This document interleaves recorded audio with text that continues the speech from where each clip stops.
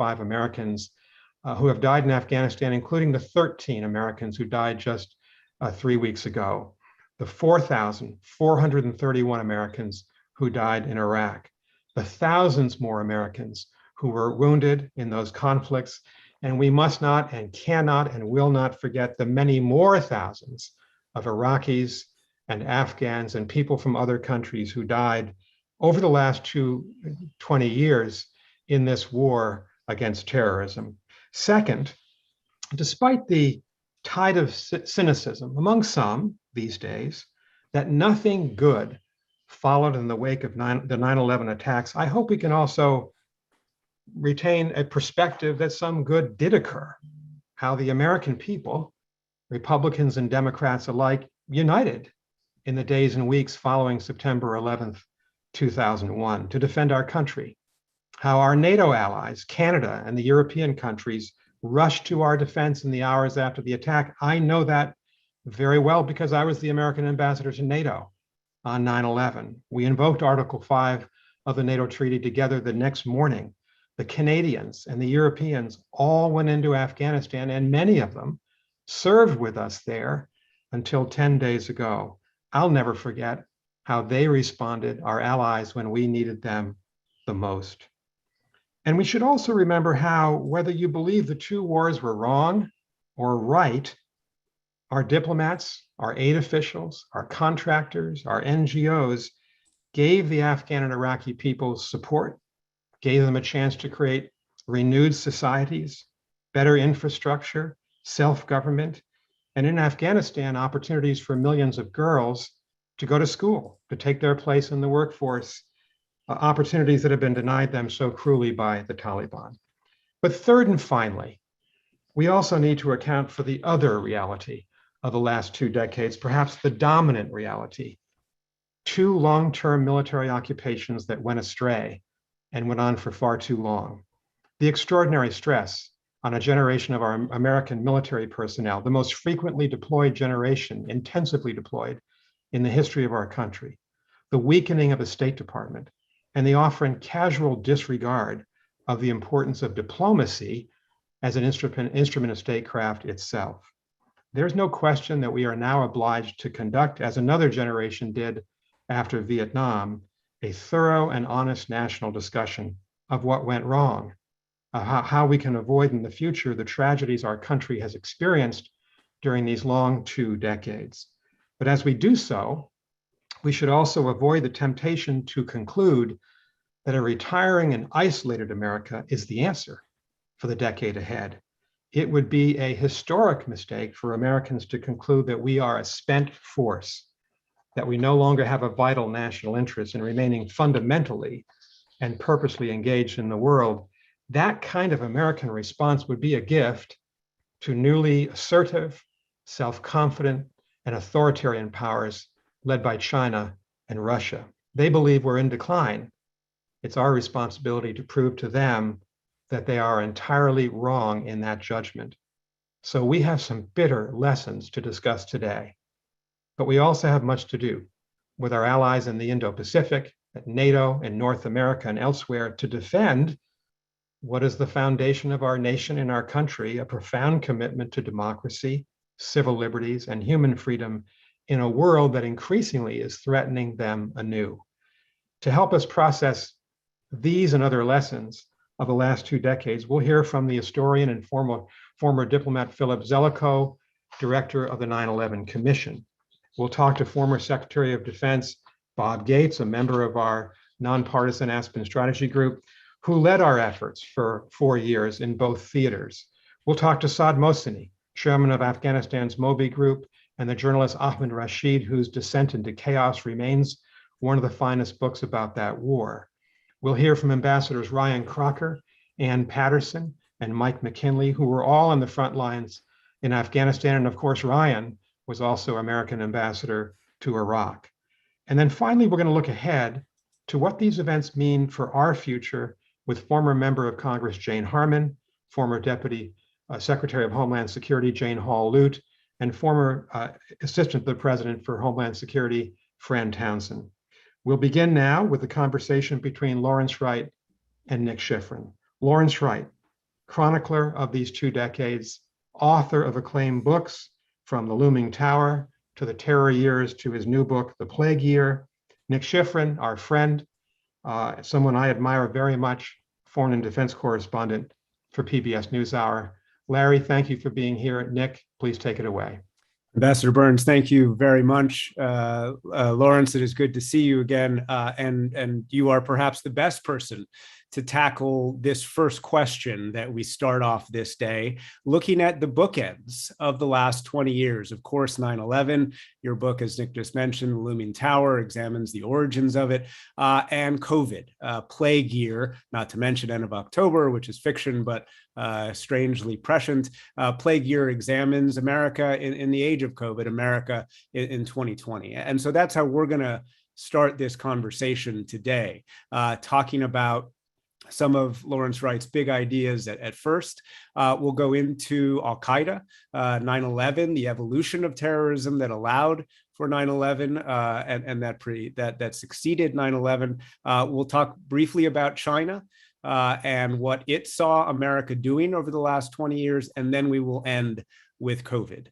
Logistics here, you can ask us a question in the chat. I encourage you to do that throughout the next half hour or so. You can also raise your hand, as always, and we're practiced at that.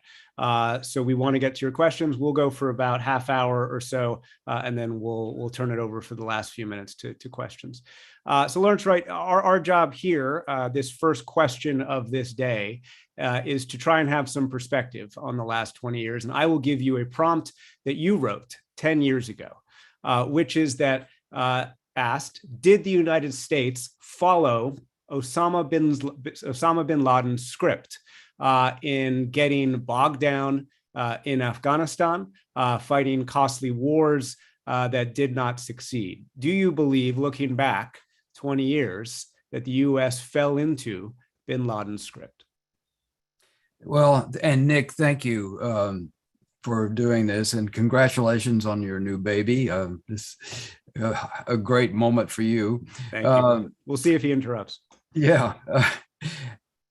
The short answer is yes. Bin Laden's big goal was to create, to cause the United States to become the disunited states, following like the Soviet Union, which he gets credit, he gives himself credit for dissolving. Because it is true that the Soviets withdrew from Afghanistan, and then the May 1988, it began to dissolve. Part of that was because of its failure in Afghanistan. Well, we failed in Afghanistan as well. We're not going to fall apart, but we are a nation that is so disunited, and the civil conflict is as great as it's ever been since the Civil War. So, we're a nation at each other's throats. So yes, 9/11 has had a profound and enduring consequence on the West, and especially on the United States. But on the other hand, the Islamic world is also in turmoil. Nothing that he might have hoped for, in Islam. He imagined Islam becoming the sole remaining superpower. Well, the Islamic world is really still buried under corruption and tyranny and incompetence, and so much of it is in oppression. So I'd say on balance, both the West and the United States and the Islamic world have suffered immensely because of our own actions. And I'll give you one more big prompt before we zoom in a little bit on Al-Qaeda and terrorism and 9/11. Earlier this year, you were remarking how on 9/11, in the days after, you were writing, sometimes crying, as you wrote, and you also had a feeling, a sentiment that your generation would have to step up, and that America would have to represent something. It didn't basically have to represent post-Cold War. It didn't need to represent anything, and that 9/11 was that calling that the U.S. had to step up. And then you wrote this: America fell into confusion. The post-9/11 world was defined by the flailing actions of a wounded nation. Can you explain why you wrote that? If you think back on the time right after 9/11, we were reduced to such a vulnerable state. And, what occurred to me is, my parents' generation, my father spent 7 years in wartime in World War II in Korea. And, it was the greatest generation. We took, we made a country into the strongest country in the history of the world. And we created democracies all over the world. And it seemed that, after the fall of the Soviet Union, that there were no more enemies. And, we can relax now. 9/11 changed that. And it was a summons, but a summons to what? There were so many people that you have to credit who, volunteered to join the armed services or our intelligence community, who ran for office. Many people rallied because they felt the need to help save America and what we stand for. But, the truly unfortunate thing is the opportunities that we might have had to reshape the world in our image and make ourselves a better country were squandered by needless wars. I'm not saying we shouldn't have gone on to Afghanistan. We should have gone in and tried to get bin Laden. We should have completed the mission there. But Iraq was a horrible detour, which allowed al-Qaeda to regenerate and kept us from finishing the job in Afghanistan and getting out quickly. So our own actions took us away from the path that we might have followed that would have made us a stronger country and a better influence in the world than the one that we've become. There is so much to talk about there, but we want to use your expertise on the history of al-Qaeda for a few minutes now and talk about what led to 9/11 and the nature of terrorism that succeeded 9/11, and that while we are not dealing with every day like we felt like we were 20 years ago or even 5 or 6 years ago with the Islamic State, certainly is one of the lasting legacies of September 11th as the day. So take us through one of the key points that you make throughout Looming Tower, which is the evolution of terrorism. So it's a big question, but as quickly as you can, take us through why it was so important that Sayyid Qutb, that the Muslim Brotherhood, that the Takfir that was created by Sayyid Imam al-Sharif, why did that change the nature of terrorism that existed before 9/11 to make 9/11 possible? You mentioned the name Sayyid Qutb, and if you think, as I do, that all social revolutions go back to a book, the book was Ma'alam fil Tariq, which was signposts along the road, or usually translated as milestones. And he was in prison. He was a member of the Egyptian Brotherhood. And in 1964, he smuggled out the manuscript for this book. And everybody read it. And it's the book that inspired Zawahiri and bin Laden. He talked about the world, that the West has failed, Marxism has failed. It's time for Islam to regain its rightful place. And he called for a vanguard of young Muslims that would restore the glory of the ancient Islamic empire. And young people like Zawahiri and bin Laden, in their hearts, they signed up. Nasser hanged Qutb in 1966. And that same year, Ayman al-Zawahiri started a cell to overthrow the Egyptian government. He was 15 years old. It gives you an indication of the lifelong dedication so many of these people who gave to this organization. I think right after that, the very next year, 1967, was the war with Israel, which Nasser carelessly provoked. And it's called the 6-Day War, but really it was over in an afternoon when the Israelis destroyed the air forces of Egypt and Jordan and defeated also the Iraqi army. I mean, it was a moment of such immense humiliation that the foremost armies of the Arab world had been dispensed with in less than a week. And there was a tremendous feeling of humiliation, which is, I think, a theme that we often neglect in talking about 9/11, because our own humiliation, I think, led to a lot of the careless actions that we've taken. But 1967, a question was posed in the minds of many Muslims. Why did God forsake us? Why does he favor the Jews? And the answer that many of them took was, we weren't religious enough. We weren't pious enough.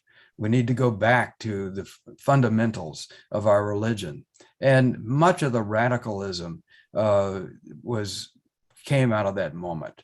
And then out of this cloud of despondency, the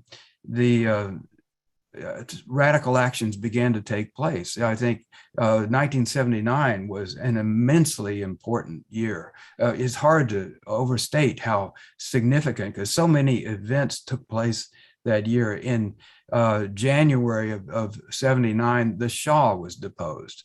And the Ayatollah Khomeini is invited back to become the supreme leader.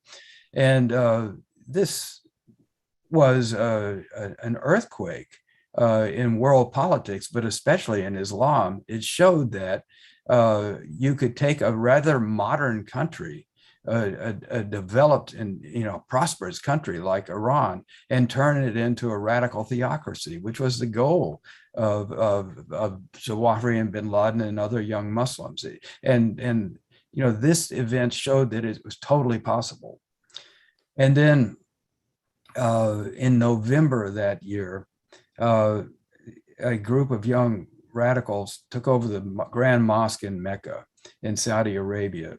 For a lot of Saudis, they see this as their 9/11. It was an amazing thing. They occupy the holiest place in Islam for 2 months. 2 weeks. The mosque was under siege, and in order to counter this takeover of the mosque, the royal family had to strike a deal with the clergy to allow them to attack. And the deal essentially empowered the clergy, created the religious police. It installed religious people in consulates and embassies all over the world. And, suddenly religion became a far more important force in Saudi Arabia. And in some respects, you would have to say that the Muslims who seized the mosque were partially successful, even though the king stayed on the throne. And then, of course, Christmas Eve, 1979, the Soviet army marches across the bridge into Afghanistan, and the Mujahideen are awakened. And young Muslims come from all over, including from Saudi Arabia, including bin Laden, to fight off the Soviets. This was the turning point. This is where, in that crucible, and I want to underscore the fact that bin Laden and his Arab Mujahideen they were totally inconsequential in that war. In fact, they kind of got in the way, but they saw themselves as the defining difference. And in 1988, as the Soviets began to withdraw from Afghanistan, that same month, bin Laden sent out feelers to some of his closest colleagues about a new organization he was starting that he envisioned would be a kind of Muslim Foreign Legion that would go wherever Muslims are under siege. And this is the organization that came to be called Al-Qaeda. And of course, it was facilitated by bin Laden's money, but that evolution of ideology, just emphasize that point, that one of the main things that came out of that history, as you write, is the evolution of who is a legitimate target. Right. And the version of terrorism that Al-Qaeda helped cement was that Muslims were a legitimate target if they were living under or assisting governments that were sponsored or supported by the United States. Why was that so important when it comes to this evolution? Well, actually, it began in those prisons in Cairo. When Said Qutb was in prison, he witnessed the abuse and even the murder of prisoners. Guards shot prisoners in their cells, and he was so shaken by this, and he asked himself, "What kind of Muslim would do this?" And the answer he gave was, "They are not Muslims. A Muslim wouldn't do this to another Muslim." And he was practicing what was called takfir, which was essentially expelling someone from the faith. And this is the idea that planted itself in Al-Qaeda and other organizations, giving them permission to kill people they no longer decided, they believe were no longer Muslims. Most of the people that have died at the hands of Al-Qaeda and ISIS are Muslims. No, and we get that through the last 20 years of terrorism histories. Zarqawi in Iraq certainly killed more Iraqis than Al-Qaeda Central, if you will, killed, and obviously the Islamic State and the nature thereof. So let's just do one more aspect of pre-9/11, 9/11, and then we'll fast forward in time. U.S. hubris. You wrote extensively, obviously, about intelligence failures before 9/11, CIA versus FBI. Just remind us very briefly about those intelligence failures and how you see them 20 years later, especially given what we've seen out of Kabul the last couple of months. There are many intelligence failures, but the one that I would emphasize 20 years later that still hasn't been addressed and accounted for. In January of 2000, there was a meeting in Kuala Lumpur. It was an Al-Qaeda summit. Two teams met at a condo on a Jack Nicklaus golf course. The one team went on to bomb the USS Holl in October of that year, killing 19 American sailors. The other team, two young men, two Saudis from Mecca named Khalid al-Midhar and Nawaf al-Hazmi, flew to Los Angeles. This is 21 months before 9/11. The Americans knew that they were Al-Qaeda. In fact, they had been tipped off by the Saudi intelligence that Midhar was in Al-Qaeda. So they broke into his hotel room in Dubai while he was changing planes, spent the night in Dubai. And they photographed his passport and found the American visas in there. So they knew what was up. And in March, they found out definitively that two Al-Qaeda guys were in, as it happened, San Diego at the time, but they were in America. They did not tell the FBI. The CIA is not supposed to work on terrorism matters in the U.S. And the FBI had the warrant on bin Laden and all of his followers. They could have followed them. They could call them the computer. They could have tapped their phones. There's so many different things they could have done. And meantime, Midhar is calling his wife in Yemen and at a number that is known as the Al-Qaeda switchboard. And these calls are coming from San Diego and the NSA is picking them up. So at the same time that the CIA is saying that their hair is on fire about Al-Qaeda, they're sitting on the fact that Al-Qaeda is in America. They know it, and they never tell the FBI until a couple of weeks before 9/11, when perhaps they just lost track of them. So that has never been accounted for. If you want to talk about intelligence failures, I feel that had the CIA shared that information with the FBI, it was our best chance to stop the plot of 9/11. But that was an example of the failures in America at that time because of the institutional and personal rivalries that were so characteristic of the CIA and the FBI at that time. And it placed the nation in danger and actually had terrible, terrible consequences. So we've zoomed in to a few aspects of 9/11 itself and Al-Qaeda and terrorism history. We're going to zoom back out again, think a little bit more strategically again, and draw a line toward COVID. And we're going to stop on that line in 2007 and 2008 for a second and talk about Beijing. So the US, the West, is in a housing crisis.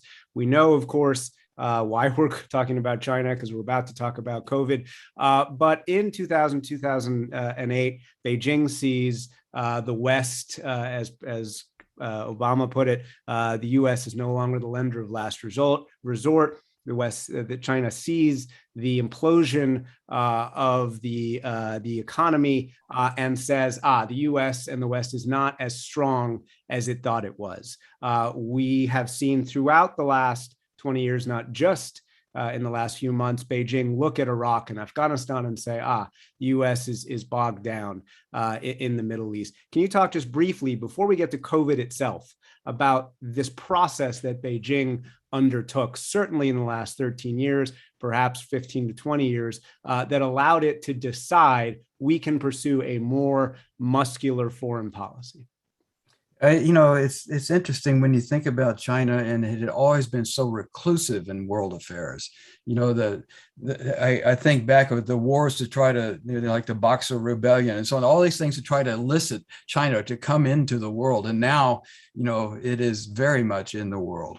And, China sees itself, this is its century, and it has been waiting for this moment for a long time.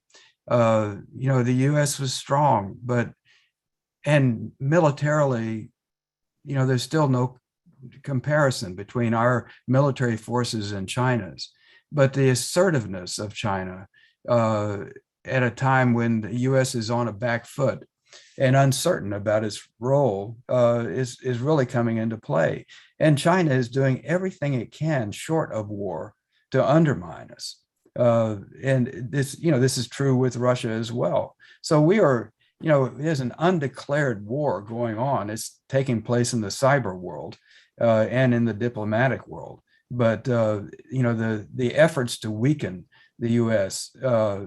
Are aided by our own failing efforts to manage the rest of the world. We're at an interesting point where, there's a reset. We've withdrawn from Afghanistan. This could actually be to our advantage. It's been a tremendous waste of our resources. It's been very divisive. And it's been, yes, there was 2 decades in Afghanistan where, progress was made for young women especially. But it looks like, we've circled back to the beginning and haven't achieved anything. So, we're demoralized by our efforts in the world. I think, if there's one thing that concerns me at the top of the list where China comes into play is Taiwan. Is this the moment when they would think that they would make a move on Taiwan and test our resolve there? If you're in Beijing, it might well be seen as an opportune moment to do that. Yeah, certainly there is a robust debate happening amongst China scholars about whether Afghanistan has anything to do with Taiwan. And I want to put that aside for now. I'm sure it'll come up today, because you've written so much about 2020, about COVID. And of course, you researched even before COVID arrived, the kind of worst case scenario of a disease basically breaking down civilization in the end of October. That's not what we've seen, obviously. What we've seen is, as you called it, the plague year. And let's start with China, and then we'll go to the US. You make an important point in the book, which is that there are 2 competing arguments for the origins of COVID, of SARS-CoV-2. One is an accidental lab leak that came out of the Wuhan Institute of Virology, and the other is a natural evolution. And you make an important point that I think is getting lost in this debate. Why are both possibilities, whether it's a lab leak or whether it's natural evolution, why are both a harbinger for the future? Well, that's a really good way of framing the question, because, we don't know what happened. And Chinese are doing everything they can to obstruct any further information coming out of the early days of that development of the pandemic. Either if it's a lab leak, and I don't think people are familiar with the fact that lab leaks are far more common than we would like to understand. I mean, we've had lab leaks in the US, Fort Detrick and CDC. We've had smallpox leaked out of labs in the UK on 3 different occasions. Nearly 100 people died. We know that SARS-1 leaked out of labs in China on 4 different occasions. So, this happens, and it could well have been the origin of SARS-2, which is the virus that causes COVID-19. But it could also have come from nature. Now, with SARS-1, we know it came from bats and probably passed through an intermediate animal. A civet cat is what is normally thought of. And, that's a perfectly natural and believable way, a pathway that this disease could have come to pass. It's Chinese behavior that makes it so suspicious that it might have come from a lab. If you go back to SARS-1 in 2002 and 3, when World Health authorities went to China to try to find out what was going on with this new virus, the Chinese officials reportedly hid the patients in ambulances and taxis until the authorities were gone, and denied any responsibility for it. And it was that kind of obfuscation that caused the World Health Organization to rewrite the rules to demand greater transparency. And this was the first real test of that. And, the Chinese have totally failed that test. It's unnerving, to say the least, that with the World Health in such a perilous situation, that the Chinese would be so reluctant to even provide samples of the virus, which is, for instance, what you need to start making test kits to find out the spread of the virus. The US didn't have a sample of the virus until we had an acknowledged patient in Washington State in January 19th of 2020. So, that kind of behavior I find very unsettling, because it's not just about the pandemic, it's about the stance towards the world. And that fear for the future, whether it was somebody messing with something in a lab and an accidental leak, or just a natural evolution created by the movement of people, we should worry about both for the future. Running out of time, so obviously we need to talk about the U.S. And COVID and what you call a failure of leadership. And one of your chapters is called "No Plan, Plan." The plan was no plan. How acute was the U.S. failure of leadership that helped lead to more than 600,000 Americans dead? Now, I believe that every nation has suffered, Nick, and we were bound to lose tens of thousands of Americans, but maybe not hundreds of thousands. And first of all, I want to give the Trump administration credit for one thing that was very important, which was Operation Warp Speed. It was an unprecedented move to assure the pharmaceutical companies that they would be paid for their research and production, even if the vaccines they produced were never used. And based on that guarantee, there were hundreds of different efforts to come up with vaccines.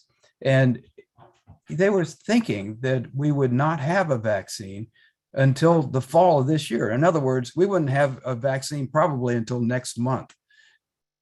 Think about what kind of condition this country would be in if the Delta virus is racing around and it's so contagious. And it's uncanny to think about what would happen to our society. But we have the vaccine, and I want to give the Trump administration credit for that. However, when it came to actually governing the country during a time of crisis and pandemic, what the Trump administration did was to throw it into the laps of 50 governors in March of 2020, there was a telephone call between the president and the governors. And he assured them that he was there for them. He was going to help them in any way they needed. But as for personal protective equipment and ventilators and stuff, get it yourselves. We're supporting you, but get it yourselves. And the governors realized at that time that there wasn't going to be, the FEMA wasn't going to rush out the door and come and open up the national storehouse and distribute the mask and the ventilators and the syringes and the gowns and everything that they were going to need to fight this. They were going to have to find out a way to do it on their own. And they began to compete against each other by ordering masks and ventilators from China. Governor Cuomo said it was like being on eBay. You'd put in an order for 1 million masks and, California would suddenly up your bid. Gina Raimondo, who was the governor of Rhode Island, she didn't have much sway with the Trump administration, and she was begging for personal protective equipment, and they assured her that a truck was coming. And sure enough, eventually the truck arrived, and she called her health director and said, the truck is here. And she said, Governor, the truck is here, but it's empty. They sent an empty truck. And that moment to me characterized so much of the Trump administration response. And then came the mask episode. We had one last chance to really put the brakes on the spread of this contagion. And it was in the same period of time, March, April of 2020, when the virus was cresting and little that we were doing seemed to have any effect. Matt Pottinger, who was the deputy national security advisor and a former reporter for the Wall Street Journal, was calling sources in China. And they said, if you want to put the brakes on this, there's only one thing that you can do, which is masks. And so he began to wear a mask in the White House, the only person. And he said, if like wearing a clown nose, and the president asked him if he was ill. He finally was able to persuade the president to make a statement supporting the use of masks. And what happened is that Trump came out with a mask and he showed it, and he said, now they tell me this is going to be effective. And, if you want to do it, you can't. I'm not going to do it. But if you want to do it, it's voluntary. You don't have to do it. And so he became a saboteur. He even went to a mask making factory without a mask, which I think demonstrated his level of contempt for this. And it was in that action that he politicized the wearing of masks in America, and it still haunts us now as this new wave is cresting. Mask wearing would have made a profound difference in trying to restrict the spread of this disease. We've only got a couple minutes, Larry, and I'm going to allow you to segue from that point into a larger one over the last 20 years. Stephen Gorlick asks on the chat whether, hey, maybe the U.S. should learn a little humiliation. That way, it'll think more strategically. It's a good question. And then to ask that, I'm going to read something that you wrote in Plague. There's a couple of chapters there where you're talking to an Italian historian who talks about the Black Death and how nothing was the same. And you wrote this sentence, and I wonder if you could take this. We only have two or 3 minutes, but I wonder if you could try and button this up from 9/11 to COVID. This is the sentence that you wrote. Wealth and power breed hubris, and perhaps COVID-19 was the force that America needed to be humbled, to reckon with itself, to once again attempt to create the democracy it had always intended to be. That is the hopeful version. But is that how you feel looking back on these 20 years and these bookends of 9/11, Afghanistan, knowing what happens, and COVID? I would say this, Nick. This pandemic has been like an X-ray into our society to show us all the broken places. Before this happened, there was a ranking of all the nations of the world in terms of their preparedness for a pandemic. And number one, in terms of being the best prepared, was the US. Number two was the UK. Now, if those rankings had been turned upside down, you might have been more accurate, because, Angola and Vietnam and Latvia did very well, and we've done so miserably.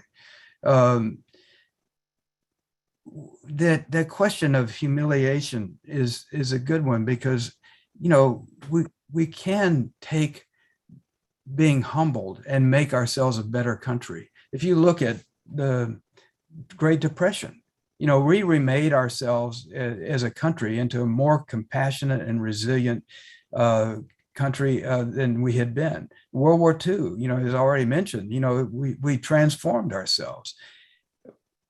9/11, we went to war in Iraq. We started torturing prisoners in Guantanamo. We took a lot of wrong turns. So we had an opportunity, which was a disaster, and we made it into a worse disaster. Now, I think, when I was studying the plague year in the bubonic plague in Italy in the 14th century, it changed their society. Of course, it was far more fatal. It killed a third of Europe. But people began to realize that what they had been doing wasn't working. And it opened their minds to new possibilities. And fresh thinking came in. And that fresh thinking is what became the Renaissance. We may not have a Renaissance, but we could easily have a readjustment of our thinking, whereas as it pertains to government, science, education, and our place in the world. And it's my hope that if something good comes out of all of this 2 decades of struggle, that it will be a better country and more aligned with its capacities and its ideals than it has been in the past. A quintessentially American way to end, with a little hope, but spot on. And so on behalf of 300 participants, wow, and Aspen Security Forum, Lawrence Wright, thank you very much. It's an absolute pleasure. And to all of you staying on, please do. And we wish you guys a very interesting and thoughtful day. Thank you, Nick. Thanks very much, Nick and Larry, for that very thoughtful conversation on the last 20 years. We're now going to turn to our next panel, which is on ending forever wars. With the withdrawal of American combat troops from Afghanistan this August, we're going to examine the question of what it means exactly to end forever wars.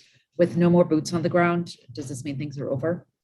And is the renewed emphasis on over-the-horizon counterterrorism a new form of a forever war? I can think of no better group of people to be discussing this morning than who we've put together. First, we have Ambassador Ann Patterson, who is the former Assistant Secretary of State for Near East and North Africa. She's also a former ambassador to Egypt, Colombia, El Salvador, and Pakistan. She's now at the Jackson Institute at Yale.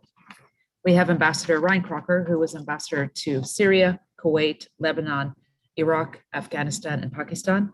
He's a Presidential Medal of Freedom awardee, and now he's a non-resident senior fellow at Carnegie. We also have Ambassador Mike McKinley with us, who's a former ambassador to Brazil, Peru, Colombia, and Afghanistan. He was also a Deputy Secretary of State in the Bureau of Population, Migration, and Refugees in the aftermath of 9/11, working on resettlement programs.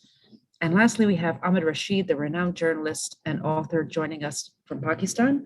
He's the author of Taliban, Descent into Chaos, Pakistan on the Brink, and as Ambassador Burns mentioned at the beginning of the program, no better books to cover understanding the region. Lastly, our moderator for today is one of the talent from NBC, our partner on Aspen Security Forum presentations. It's Kelly O'Donnell. She's the White House correspondent. She's covered 4 presidencies. She's an Emmy Award winner, an Edward R. Murrow Award winner. And with this, I'm going to turn it over to Kelly to discuss ending forever wars. Thank you. Well, good morning, everyone. I am so honored and impressed by this panel. It is a real chance for us to hear from experts who have lived it, who have been in the room, who have understood these issues in a most granular way, who have given service to this country and service to the profession of journalism, which I certainly appreciate. And this is a chance to reflect on this important moment and also hopefully to get some ideas about what comes next. One of the things that I wanted to do to begin our conversation is to simply reflect on that day that brings this event together, the 20th anniversary of 9/11. Every American has some connection to that day. It may be personal, it may be as a citizen, it may be some where were you kind of moment that we can all connect to. And certainly for our panelists and others, there are more personal connections and a change in the course of one's life and profession because of it. For me, what I recall is that on that day, it began so brilliantly and beautifully, a warm September Tuesday before those awful events. And when that day was over, a friend of mine who had been working in the World Trade Center on the 93rd floor perished when the buildings came down. Another very dear friend was able to escape by fleeing down dozens and dozens of flights of stairs. And I think of her so much every anniversary as she reflects on that. And then as a journalist, of course, the work that I do was changed dramatically. And it still is something I reflect on often. Having covered 4 presidencies, the echoes of that day are important in the work that I do and in the life of our nation. And so as we come together today, I would love to ask each of our panelists to take just a moment to share a reflection of what that day has meant to you, a memory from that day, something that helps us to frame the humanity of what's behind the conversation we're going to have on politics and policy and strategy going forward. So, Ambassador Patterson, could I ask you to begin? Yes, I was in Colombia. And I was leaving my office to go meet with the president to tie up some loose ends about Secretary Powell's visit the next day. And we got there and the second plane hit. We were in our meeting and an assistant came in to tell us and we turned on the TV. And of course, Secretary Powell never came. But what I remember so much, because it was supposed to be a new dawn for Latin America because President Clinton had been very interested and President Bush was going to do comprehensive immigration reform. And of course, that never happened. So the opportunity costs for 9/11 for the rest of the world were very considerable. And that's what I remember from that day. Mm-hmm. Ambassador McKinley, how about you? So it's hard to speak about a personal context given the losses of so many American families and so many families around the world on that day and in the subsequent 20 years. It was my second day back in the department from overseas, working in the Bureau of Refugees and Migration. And we were told to file out of the building sometime after 9 a.m. Remember going down 23rd Street with colleagues and then just deciding to wait a while. And I went back in, I can't put a time frame on it, but walked the empty corridors, dropped in on a friend in the Bureau of Diplomatic Security front office. And what struck me then and what struck me throughout the rest of the day and the rest of the week was just how uncertain we were about what had happened and about what to do. And that stayed with me as we moved into a very forceful response. On a personal level, calling my spouse. She had just picked up the children from school because all children in the area were being sent home. And eventually she drove into the district, picked me up and took us out to the suburbs. And it was just an astonishing period of feeling everything was quiet and everybody was just watching. I remember that sense of quiet as well, and how disquieting everything about that day was, and how when we look back, I have memories of not being able to even process the magnitude in the moments. And now we look back filtered through memory. Mr. Rashid, what are some of your thoughts from that day or reflections about what it meant to you? Well, I was in my study working and I had CNN on, and I saw the first plane go in, and I ran outside to see my wife, and I started yelling at her saying, Bin Laden has attacked America. And I immediately guessed it was Bin Laden because I'd been following all the events in the previous 6 months to a year and had written about him also extensively. And it was quite obvious. It took a very long time, a couple of hours, I think, for people in the government, in the US government, to actually name Bin Laden. But I'm sure a lot of people knew that only he could have done this. That's so interesting that you raised that, because obviously the specter of who Osama bin Laden was, what he meant, and the long journey to for the US to seek justice against him.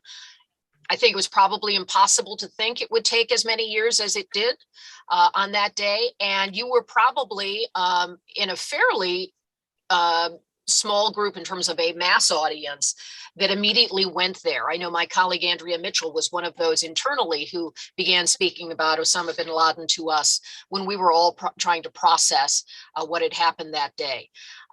What an extraordinary series of events. I see Ambassador Crocker is with us now as well. Obviously, you must have some very powerful memories of 9/11. And we're just beginning our conversation to try to reflect on some of those things, just a particular strand of thought or memory that just helps us to be reminded of why we're having this meeting today. So Ambassador Crocker, what is your thought? I was on a U.S. Air shuttle that morning. I had just taken over responsibilities at the State Department as Deputy Assistant Secretary for the Near East, focusing on the Gulf and Iraq in particular. I was going up to New York to meet with the Russian Perm Rep, Sergei Lavrov. And as we made our descent into LaGuardia, we could see smoke coming out of the first tower. And we were looking at each other and on the plane and saying, how could anybody run a plane into the tower on a brilliant blue September morning? And just as we landed, the second tower was hit, and then we knew. I tried to get into the UN, couldn't access Manhattan. I was stuck in traffic on the Queensboro Bridge when both towers went down. I could watch it from there. I went back to LaGuardia. I knew the airport wouldn't be open, but Avis would rent me a car, and I made the long drive back to DC. And I thought as I went that I now knew what that assassination of Ahmed Shah Massoud was all about, just 2 days earlier. Couldn't figure it out. An elaborate suicide attack, folks posing as journalists to interview him. And it snapped in, as Ahmed was saying, I knew it then. And so that was one observation. The second observation I made on that drive was, my life is going to change. It's really going to change. I don't know how, but it's really going to change. And it certainly did. And what strikes me about each of your reflections and my own is how our personal perspective, the ordinariness of our days, the implications of how it would affect the places where we lived, the world and work we were doing, all carries forward. And so when we look at events of the recent weeks, the US withdrawal from Afghanistan, the questions about what happens next, I'm struck by how the impact on day-to-day lives really is significant, and the sense of trying to process what comes next. On 9/11, we couldn't fully imagine what would come next, and I feel like we're in a moment like that now as well, where even with the benefit of 2 decades of history and policy and strategy, there are some real questions about what comes next. So part of our discussion today is about forever war. Where are we? Is it over? Are we just at a waypoint in a long journey of conflict? I'd like each of you to reflect on that. And this time, let me begin with you, Ambassador McKinley. Where do you believe the US is with the concept of forever war? Weary after 2 decades of conflict, But are we really done with a US withdrawal when we do have so many capabilities and so many threats that still remain? Is forever war over? So let me start with a parenthetical. The use of the term forever war is now being broadly debated, not just in the United States, but overseas. And one former prime minister even called the term imbecilic. I would suggest that 20 years, $2 trillion, 2.7 million Americans deployed to Iraq and Afghanistan, near engagements in places like Syria, Yemen, Somalia. We were indeed engaged in the shorthand, which is used to describe the policy for those 20 years, the forever wars. So that stage, that phase of our engagement overseas in military conflict, I think has come to an end because an important component of it was nation building and transforming the world. We forget that starting in April of 2002, President Bush was speaking about the transformation of Afghanistan so evil could no longer hold sway. We were talking about a Marshall Plan for Afghanistan. Iraq, it was going to transform the map of the Middle East to include providing a different level of security for our ally, Israel. And we, moved forward on all of these fronts. And so that, I think, we learned from. There were other factors, I think, which Mr. Wright referred to in the opening session, how we moved into violating our own principles, whether it was on torture, whether it was on rendition. I worked on resettlement of refugees.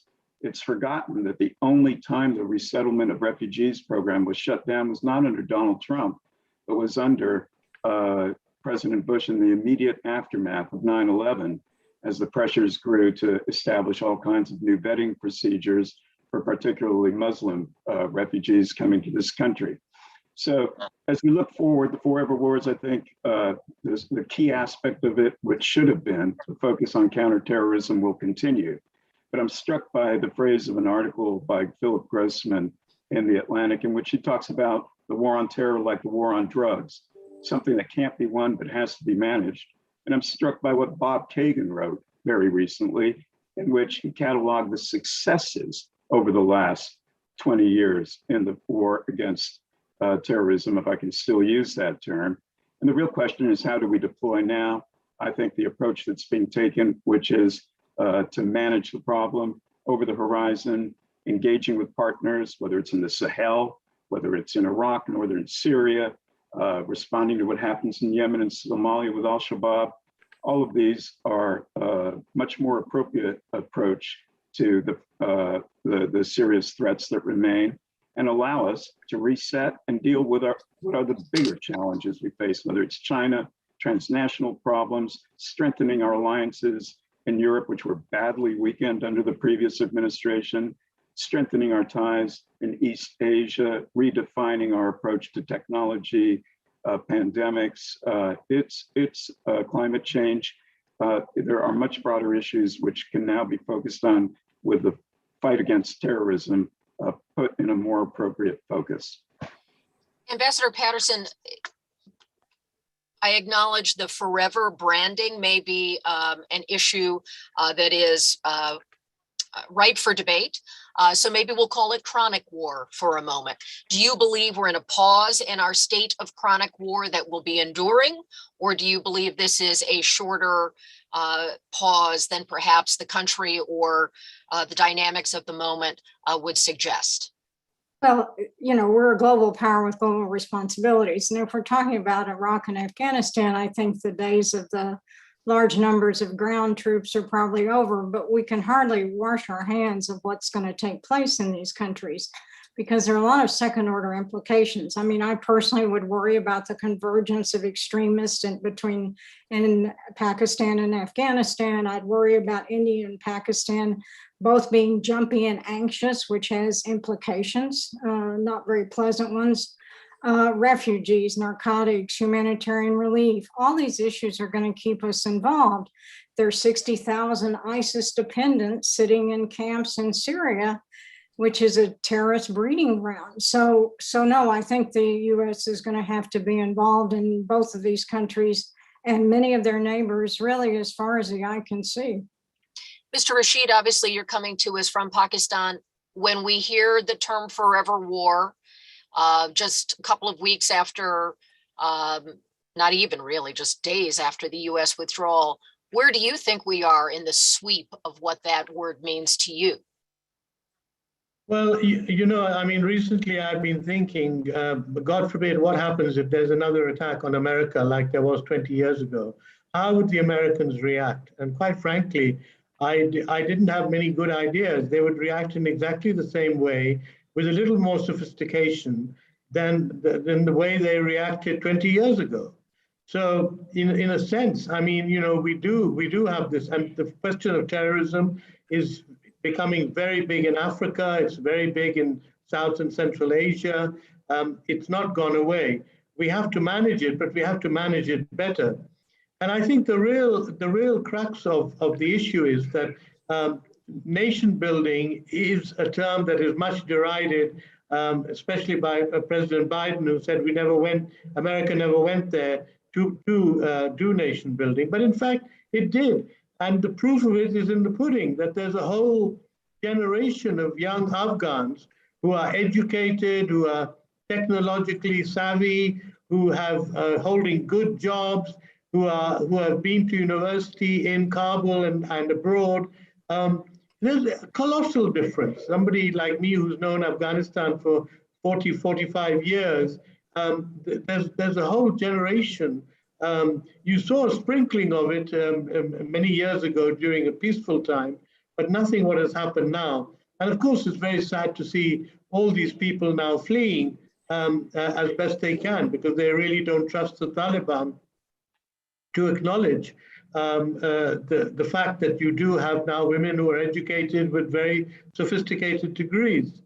But I think the main problem has been, so I support nation building, but the main problem that is a part of that is this question of governance. What countries have failed to do, especially in the Muslim world, has been a complete lack of governance in a democratic way. So it's not just that we have to support democracy. That's really not good enough, and it doesn't carry this weight and meaning that it does in the West. What we really need is good governance. We need leaders who are going to provide good governance. And that is, when you hear the stories of the corruption in Afghanistan or Pakistan or in the Arab world, the last thing you hear about is good governance. It's not on the agenda.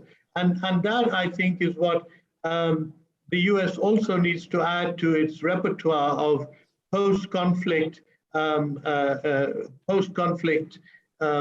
moves, which is that governance needs to be a part of the skill set, not just the need to create a democracy. Several things you said there, I think, will be a part of our conversation going forward, especially when it comes to standing up and supporting a government that can withstand the stresses that have been in Afghanistan, and certainly about that new generation of Afghans who have seen a life that had promise, and now there's a question about what will happen. But I don't want to finish this part of our segment without hearing from Ambassador Crocker on where are we in the sweep of forever war. And you have certainly been critical of the current president's withdrawal, and you've advocated for strategic patience. And so is that a part of a chronic war footing in your judgment? Well, I think Michael had a great term for it, quoting someone else, the very term forever war, and you picked up on that. It is imbecilic. It's about as imbecilic as a war on terror. I mean, terror is a tactic. It is a means of fighting a war. But we always have branding in some of these global events, and that's, I think, a bit apart. It's a shorthand for our conversation. Right. First, I would, separate Iraq and Afghanistan. I mean, these are two totally different wars.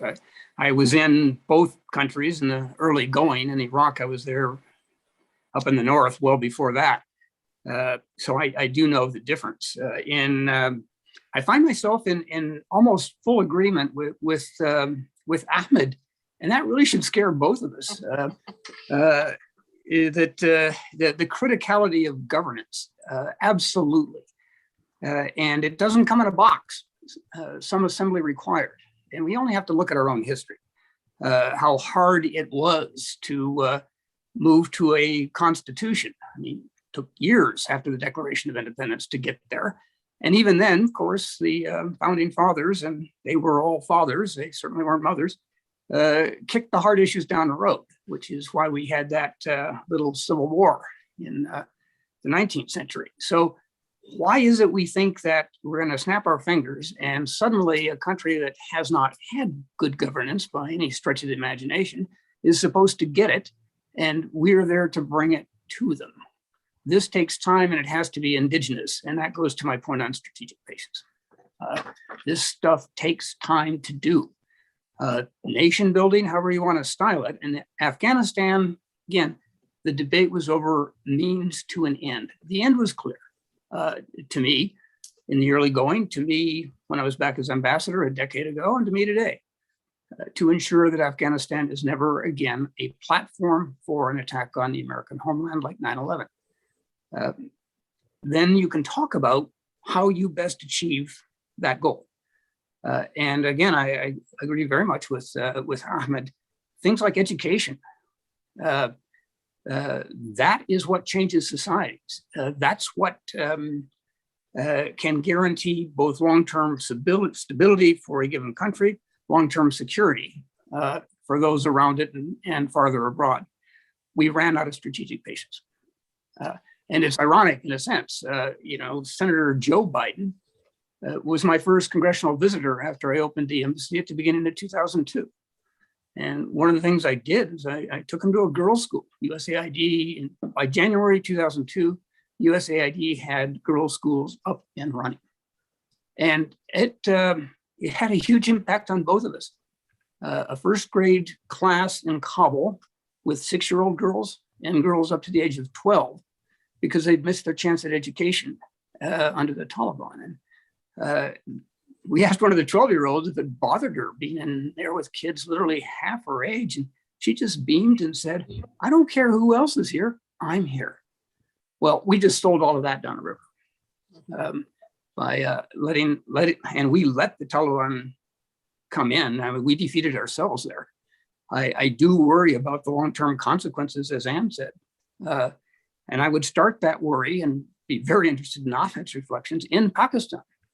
I mean, I imagine that they had maybe 15 minutes of exchanging high fives in Rawalpindi in Islamabad when the president announced that we were going all the way out, because that was what they told me, and I'm sure they told Ann endlessly.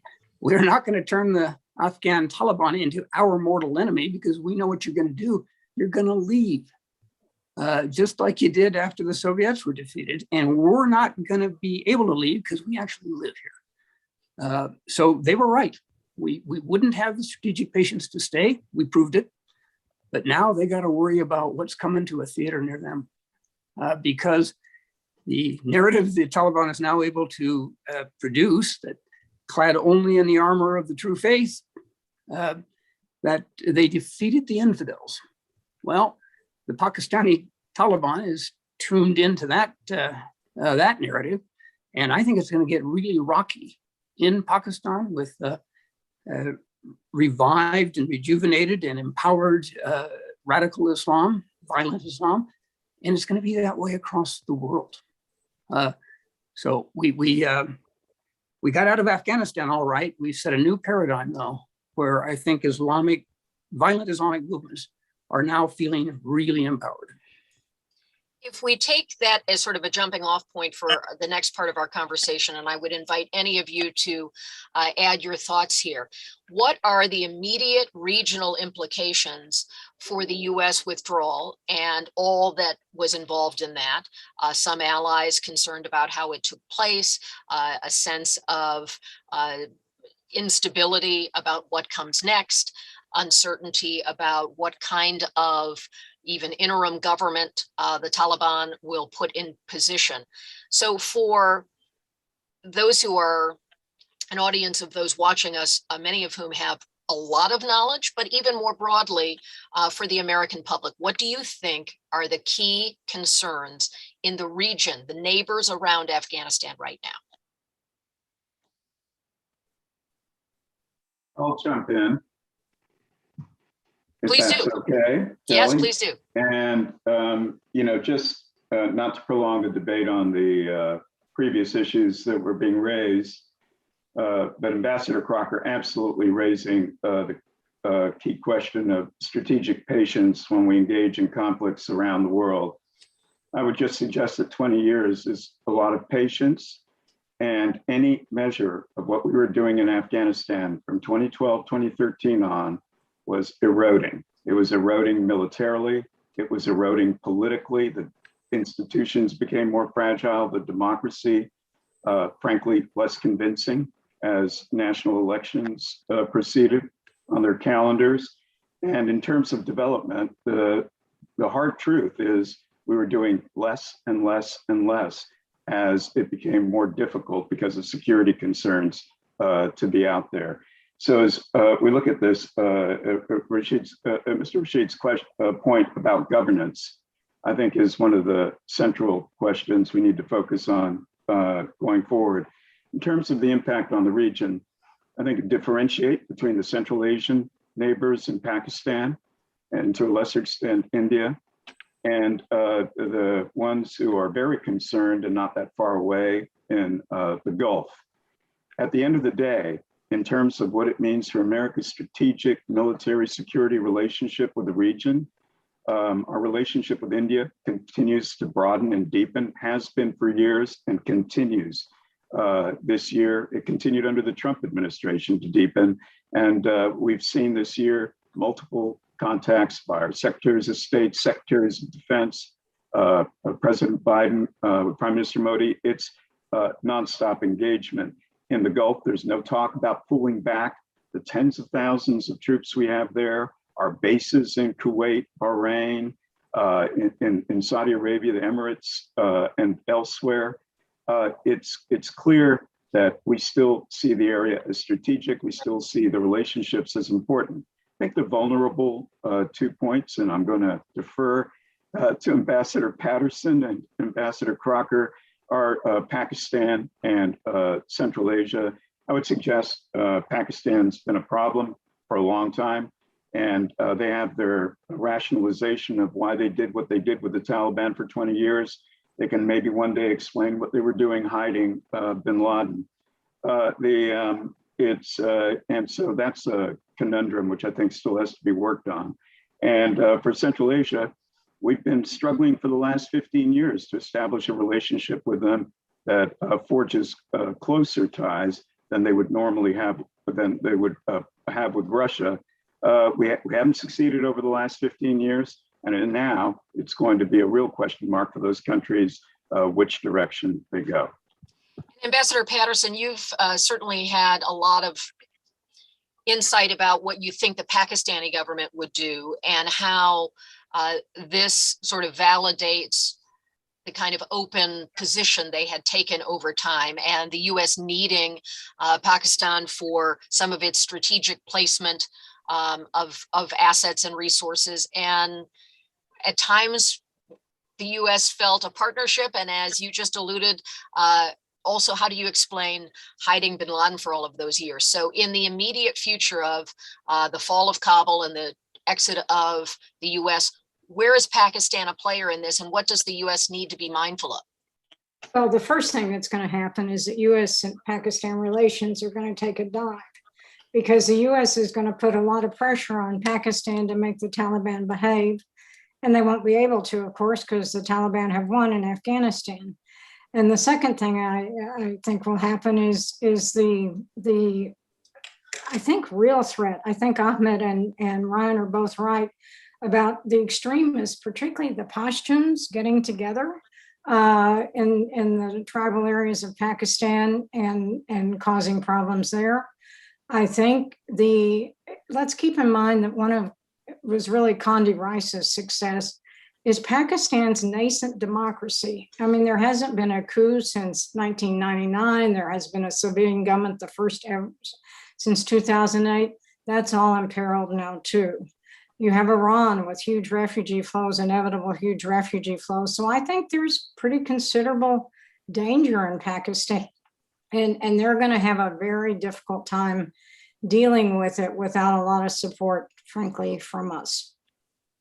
If we go to superpower level and talk about China, where do you see China in its assessment of opportunity there, of its need to be involved economically, and where are the pitfalls for China, and how would that relate to its strategic positioning with the US? Who would like to jump in on that?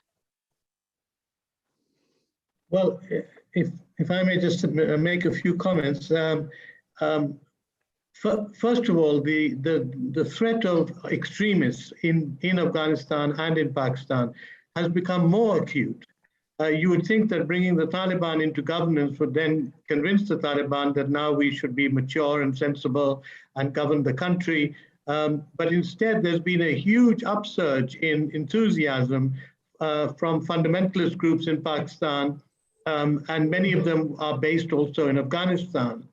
And that is causing immense worry. So the idea that, somehow we were self-congratulating ourselves that we have a pliant government in Kabul now, which will do Pakistan's bidding, is really not in the picture at all.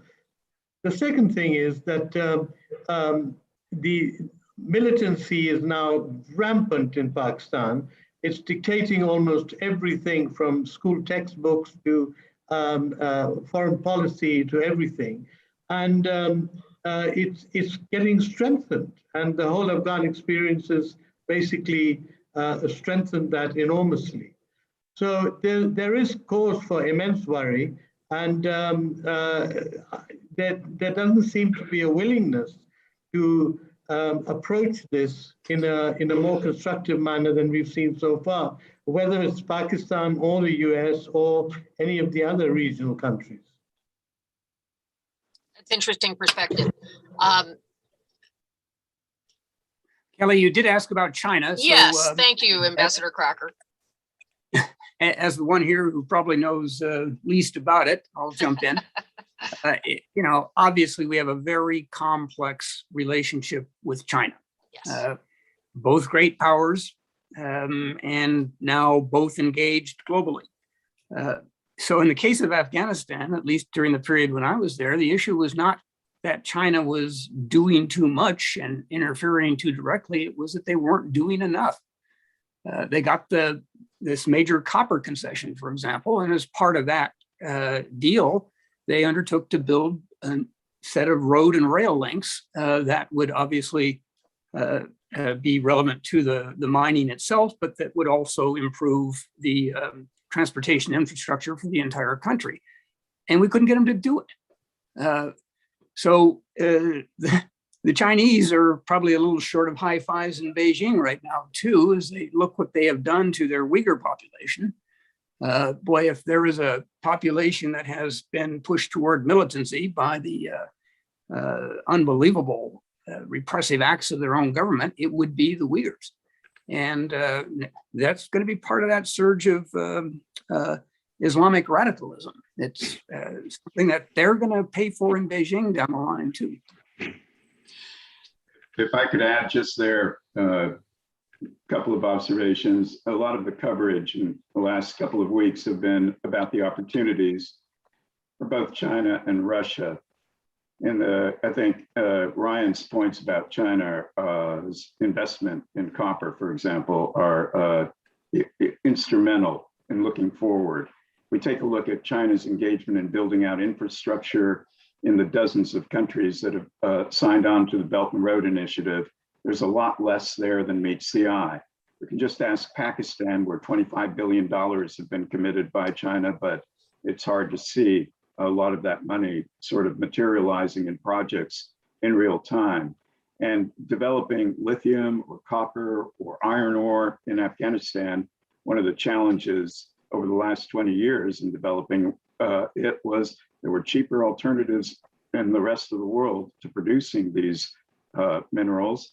And there was an infrastructure which could be used to actually extract the minerals. And so there are many challenges where, and China and Russia both have the same concerns about the Taliban and terrorism and Afghanistan resurfacing as a safe haven for terrorists. So I think there'll be something approaching go slowly while still exulting in the fact that they kept their embassy open. They've got lines of communication.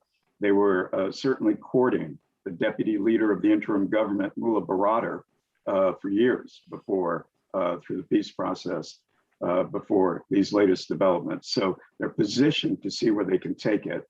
It's probably quite complex for them figuring out where to actually take some steps. So if there is trepidation about next steps for other superpowers, if there's a vacuum when it comes to potential for investment, and there is a broad concern about the rise of risk and danger in bad actors, what should we be looking for based on your expertise and knowledge? What signs would you be looking for to suggest that a particular threat is emerging? And then what steps should be taken from that? Are we waiting for an attack, or are we talking about other signs that will be rippling forward before something like that we should be keeping our eyes on?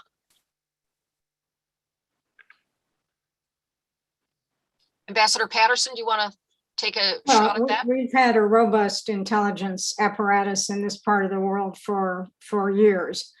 And I can't imagine that it's essentially gone overnight. I would still anticipate that our intelligence agencies have a pretty good network of people within Afghanistan, certainly within Pakistan and the neighboring countries. I think this over the horizon stuff is going to be a huge challenge. A huge challenge how? Because of how to deploy it, or logistically, and to actually project power from a distance. Gulf is yes, a huge challenge. I wouldn't entirely rule out that the Pakistanis would come along on that at some future date, and I can only assume that we're working vigorously to make that the case. So I would be reasonably confident that at least for a while we'll have pretty good insights into what takes place there. That's interesting, because one of the, I think, concerns raised broadly has been if the U.S. does not have a boots on the ground presence and doesn't have an embassy and is not in control of Bagram as we once were and other assets that were there, the CIA abandoning some of its posts, how does the U.S. have intel? And in a bigger sense, are there other factors you are looking for to see which way it is going? Perhaps Mr. Rashid, being sensitive to some of that, is there something you would be looking for to give us an idea of where does Afghanistan go in the short term? Well, first of all, just to go back to China for a minute, the Chinese are incredibly cautious and careful. And one thing they faced both in Pakistan and Afghanistan with this Belt and Road have been attacks by terrorists. And 9 Chinese were killed a couple of weeks ago in Pakistan. And they've so it's not that the Chinese are going to be able to walk in and start exploiting the mineral wealth of Afghanistan and suddenly provide the Taliban with an economy. I don't think that's going to happen in a big hurry. And secondly, the visit by Baradar to the Chinese Foreign Ministry, and he met the Chinese Foreign Minister in Beijing just a couple of weeks ago.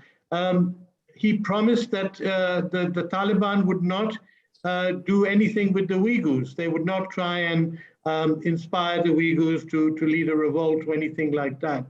And this was an incredible concession to make for a Muslim fundamentalist to say that we will not support our fellow Muslims in China, even though you're thrashing the life out of them.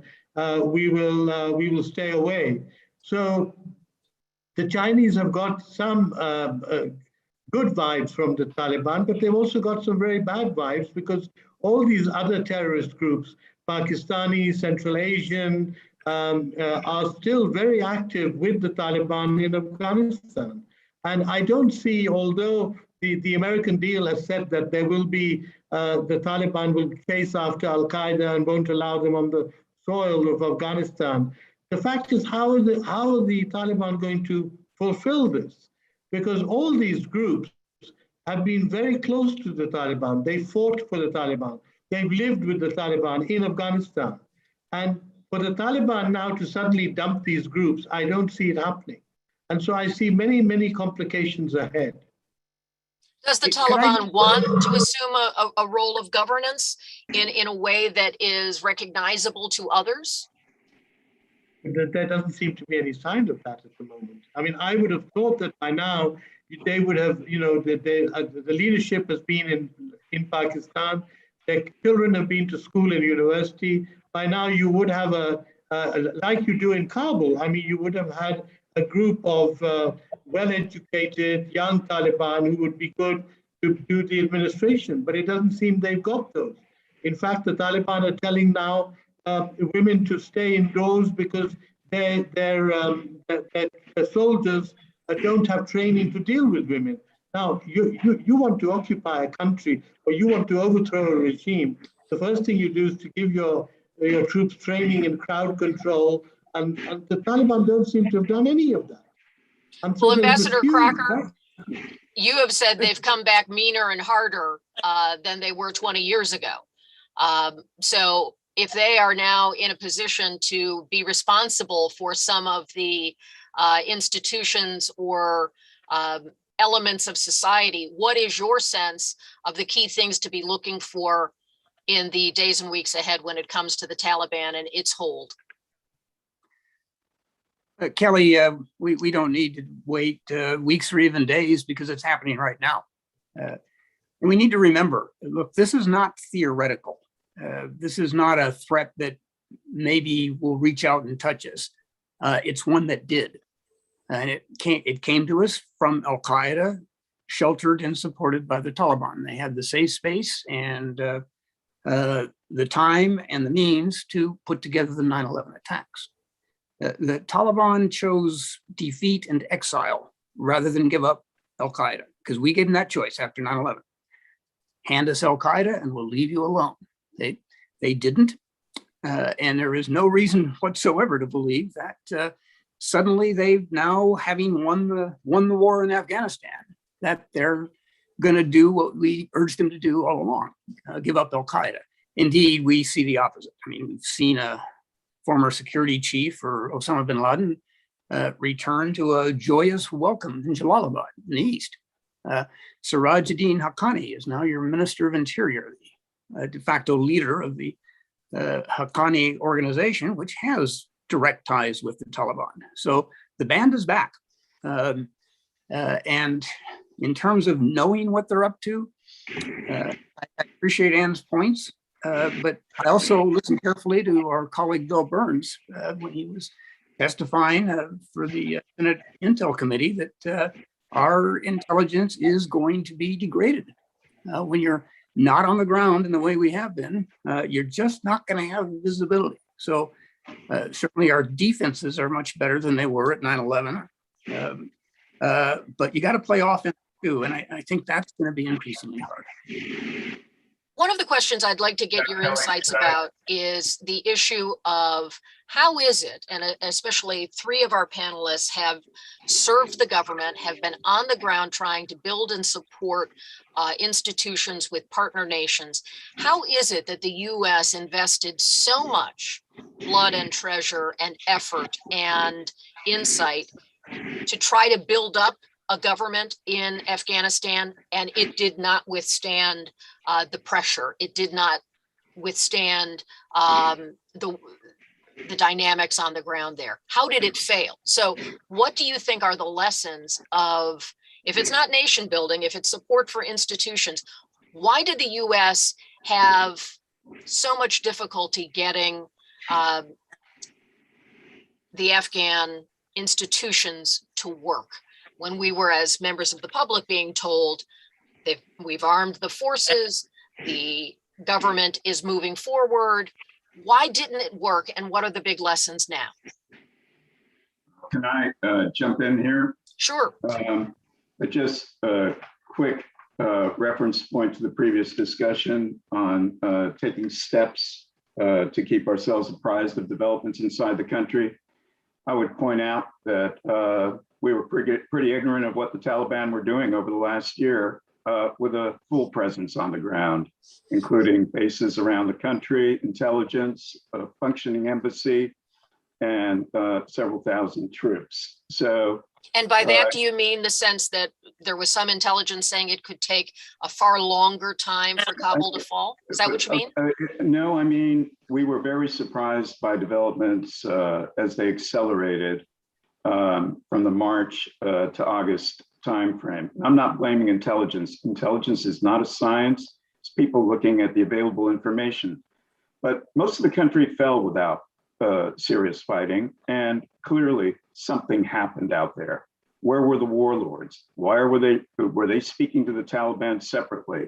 What happened inside the palace? You have the outgoing defense minister, Bismillah Khan, accusing God of fleeing because he'd made a special arrangement with the Taliban to exit. I'm not crediting that. What I'm trying to suggest is there's so much we didn't know. And so we can overstate the importance of boots on the ground and being able to muster a response to terrorism. Second, in terms of context, I really do think we should take a look at the last 15 years. And the major threats on terrorism didn't emanate from Afghanistan, weren't inspired by Afghanistan. They came out of Islamic State in Iraq through a war in which we helped fragment Iraqi society. We created the ungoverned spaces which allowed Islamic State to appear and mobilize. We've watched the Sahel in country after country have issues with Al-Qaeda, whether it's West Africa, whatever moniker it's using now, whether it's Boko Haram, whether it's Al-Shabaab. We really do need to look at the terrorist threat in the context it's springing up in, which is in Muslim societies, where most of the victims, as has already been pointed out, come from, and fissures inside those societies, which lead to the multiplying of these groups. They're not working off of the inspiration the Taliban gave them 20 years ago. And so I don't see whatever happens in Afghanistan will be serious. It will impact Pakistan. It's not the decision maker on what happens with terrorism going forward. I would suggest a more metaphysical question here. Who appointed the United States the police person of the world? And do we have to continue fulfilling that role when so many of these conflicts are actually taking place in societies where those societies need to begin to deal with the contradictions they have? But in terms of the development issues, quite simply, we fooled ourselves for year after year after year. We looked the other way on corruption. We were half-handed efforts to confront it when it became overwhelming, when the Bank of Kabul collapsed in 2009-2010 period. The build out of the military, there is no way to explain how you invest $80 billion plus in a military and end up with tens of thousands of ghost soldiers and elements with no sort of serious leadership, with year after year of troops not being paid.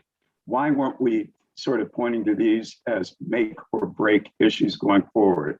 And politically, the United States played, I won't say determining role, but a pretty strong role in how politics played inside Afghanistan.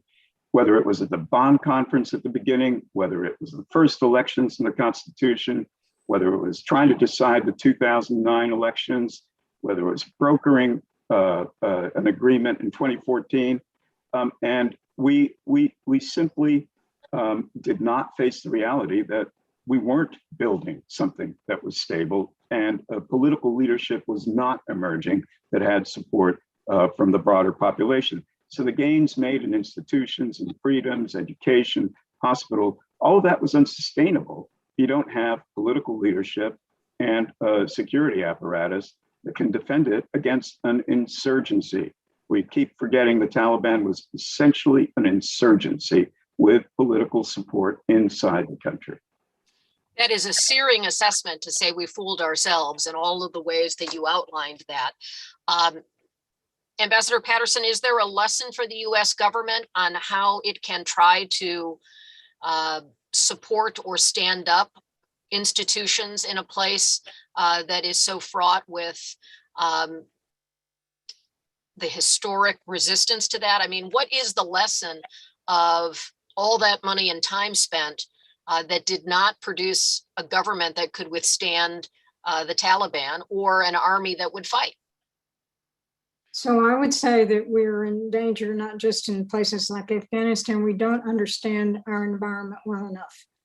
There was a shortage of people who spoke the language, a really serious shortage of people who speak the language posture of the Taliban. The tours were too short.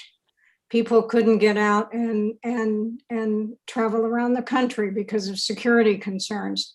So often, despite what I would say is really professional and good leadership in the embassy, it was very hard to know, to understand your environment. These are fundamentally relationship-based societies. And if people aren't there long enough to form relationship, and this I think is true of AID, it's true of intelligence, you're just not going to know what's going on, and they can't make judgments. Those are such tangible and practical insights about what could be a piece of what went wrong. Language, access to getting out into the country, and the ability to connect on a human level. That does seem like something that policymakers could try to be mindful of and prioritize in terms of resources, people, and so forth in other trouble spots. I know that there are a few hundred people watching our conversation, and I want to also make them aware that there will be a chance for questions and answers. I have a ton of questions, but I don't want to bring our time to a close without also inviting those who are watching. And so I want you to be able to raise your hands in the language of these Zoom calls, and to be ready with your own questions for our phenomenal panel.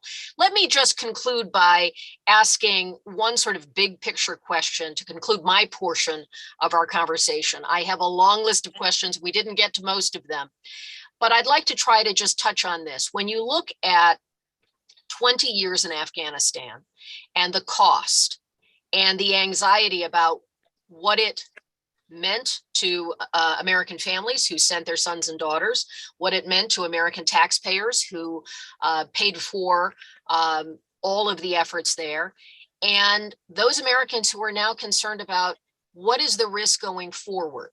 So what did the US achieve? And what do we achieve by leaving Afghanistan now? And I know that's a sweeping topic, but if you have just a sentence or two about what you think should be the sort of end note of what was attempted or gained by these last 20 years. Ambassador Crocker, I think I'm going to guess that part of what you were saying is forestalling that ability to have new attacks launched from there. Was that enough? Kelly, there's a key point here that I think it's very important to register. Lessons that I hope we've learned: don't sell out your ally, because that's what we did, starting with President Trump and his decision to authorize negotiations between the United States and the Taliban, excluding the government of Afghanistan. And that was pivotal in your view. It's absolutely so. And I said it at the time that these aren't peace negotiations; these are surrender talks. We're getting out. I drew the comparison to the Paris talks. Well, the Paris talks look like a raging success compared to where we got in Afghanistan. And the notion that Afghan troopers were not ready to fight and die for their country, that is just dead wrong. I mean, a decade ago when I was ambassador, every week we would have a solemn ceremony over at International Security Assistance Force headquarters. And the names of the dead from the preceding week would be read. Tragically, there was almost always at least one American trooper, and an American representative would read those names. Less often with the rest of the coalition, but some. An Afghan officer spoke last. He didn't recite any names. He just said a number: 133, 171. whatever it was. I mean, It was many thousands. It was indeed. Now, do you really expect that that army to hold together when their external ally sells them out? They're not dumb. They could see this. And when, again, under the Trump administration, we forced the Afghan government to release 5,000 Taliban prisoners who then got back in the fight against Afghan national security forces. Sadly, I mean, it's all true of the corruption that we're talking about. That is all true. But it's been true for a long time. And that army held together with these enormous losses until we said, we're selling you out. Ambassador Patterson, when you think about 20 years invested and what was achieved by being there and by exiting, what stands out to you? Well, I do think I want to make one other point here that's related to this, and that's that there seems to be this feeling that these terrorism threats were a product of fevered imagination. They weren't. If you were in Pakistan, you saw threats every day, and you saw the person who tried to blow up Times Square or the New York subway, or the Taliban, or excuse me, extremists getting their hands on a nuclear weapon, which fortunately turned out to be a scam. And the reaction of our leadership is, of course, fear at this, and it's fear by, God, this is bad enough, but what else is out there that I don't know about? And so this tended to perpetuate policies and engagement that we know had enormous downsides because the overriding fear of another attack was so predominant. So, but to your larger question, I don't think we know yet what the answer to that is. And I think a few years from now, we're going to look back and we're going to have to evaluate that. But I just don't think there's any way to tell you. That's very interesting. And Ambassador McKinley, you gave us a very sobering assessment of failures, missteps, or missed moments. Do you think there is anything achieved at this point by the U.S. exit? Absolutely. If you look at the engagement over the last 20 years on two parallel tracks, one addressing the broader national security concern of preventing another terrorist attack on the United States, and the separate track of trying to transform Afghanistan and Iraq, for that matter, as societies to build, whether it was democracies or better institutions for their people going forward, greater regional stability. We need to separate these two things. So to the fathers and mothers, brothers, sisters, friends of the service members who died, they absolutely did achieve the objective. The objective was to make the United States a safer place. And it wasn't just the 10 years it took us to hunt down bin Laden, and it did take 10 years, and many or most of the deaths that were suffered in Afghanistan were during that period. We also mobilized an international alliance, greater understanding of cooperation internationally to combat the phenomenon of terrorism. We built up intelligence and strike capabilities, which we did not have before, much better coordination inside our government. And I would point to the most signal success, which was eliminating the geographical reality of the caliphate of the Islamic State in northern Iraq, which at its extent was, 5-7 million people, and threatened to be a destabilizer on steroids if they had not been defeated. And the victory there was largely achieved by the United States and coalition partners. So I do think there's a strong positive story to tell. We should, it's extraordinarily sad. It is a tragedy what's happening inside Afghanistan. And I did not mean to suggest Afghan soldiers didn't fight. Of course they did. I would suggest we still need an explanation of how the first provincial capital of 34 fell on August 6th in the most remote province in Afghanistan bordering Iran. And less than 10 days later, every single other provincial capital, bar one, and Kabul itself, had fallen to the Taliban. And it was done with what was supposed to be a military that numbered in the hundreds of thousands. Something happened. We need to understand more about that. But I don't think we should view this as unalloyed failures. And everyone who has pointed out that we've helped a generation of Afghans see another way forward. I would point to what Ambassador Crocker knows well, and Ambassador Patterson.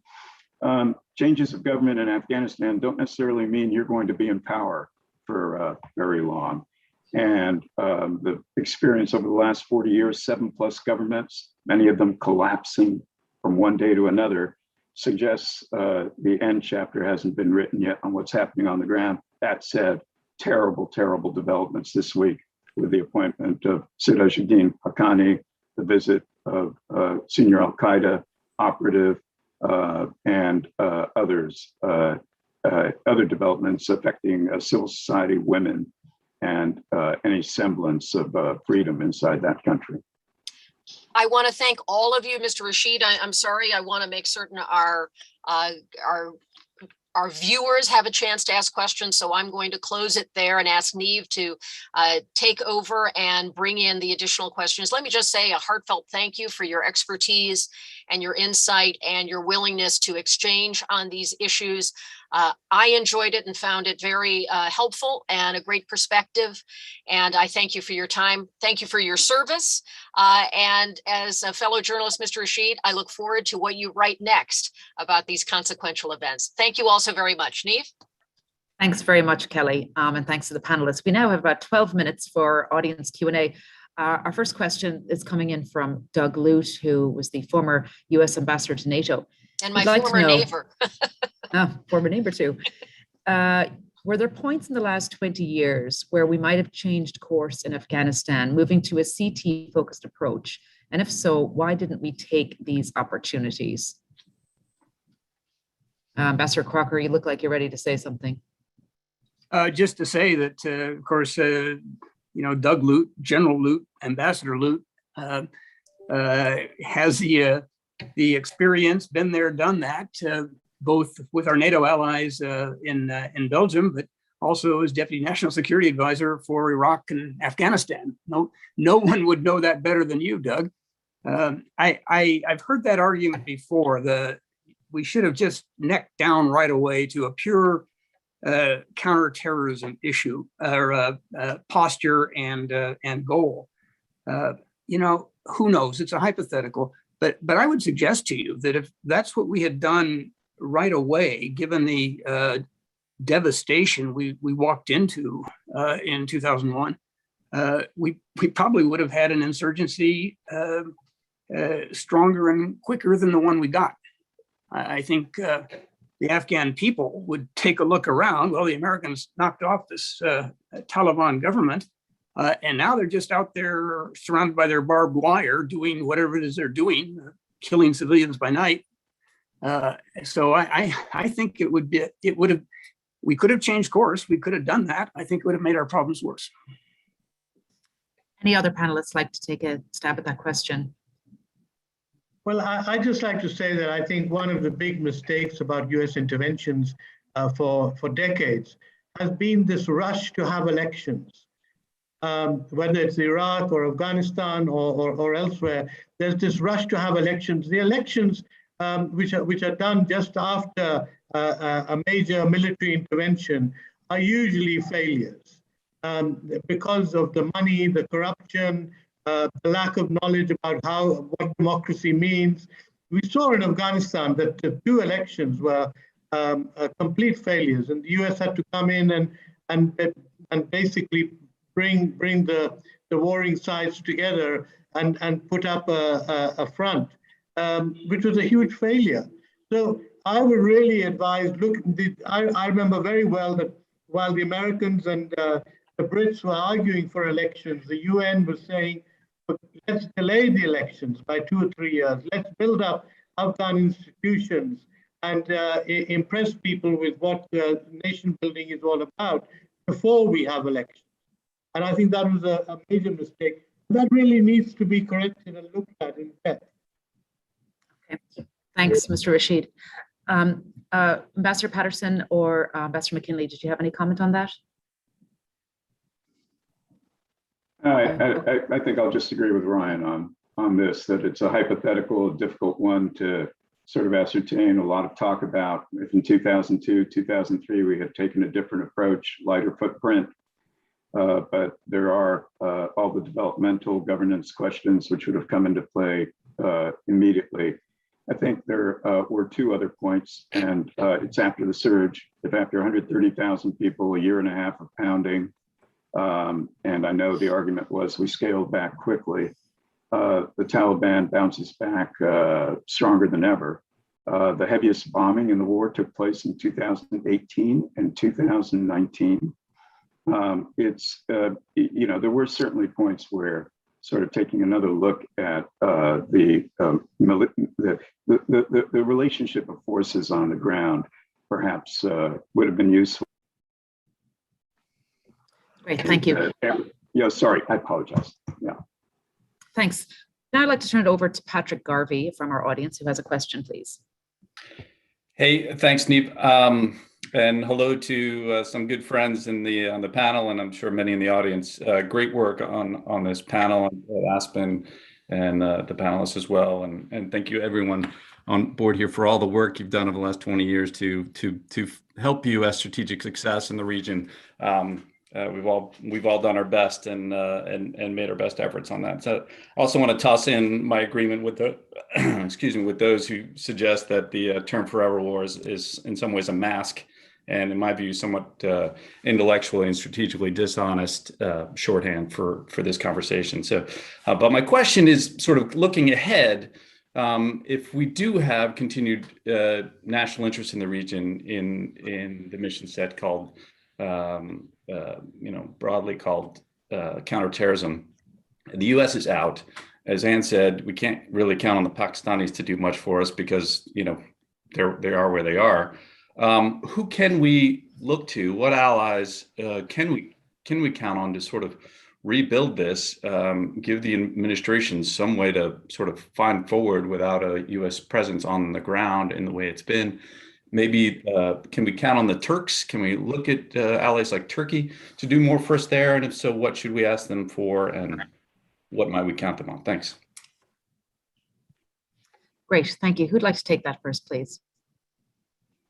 Well, we are asking the Turks, and if they can deliver the Kabul airport, that's going to be a really big deal.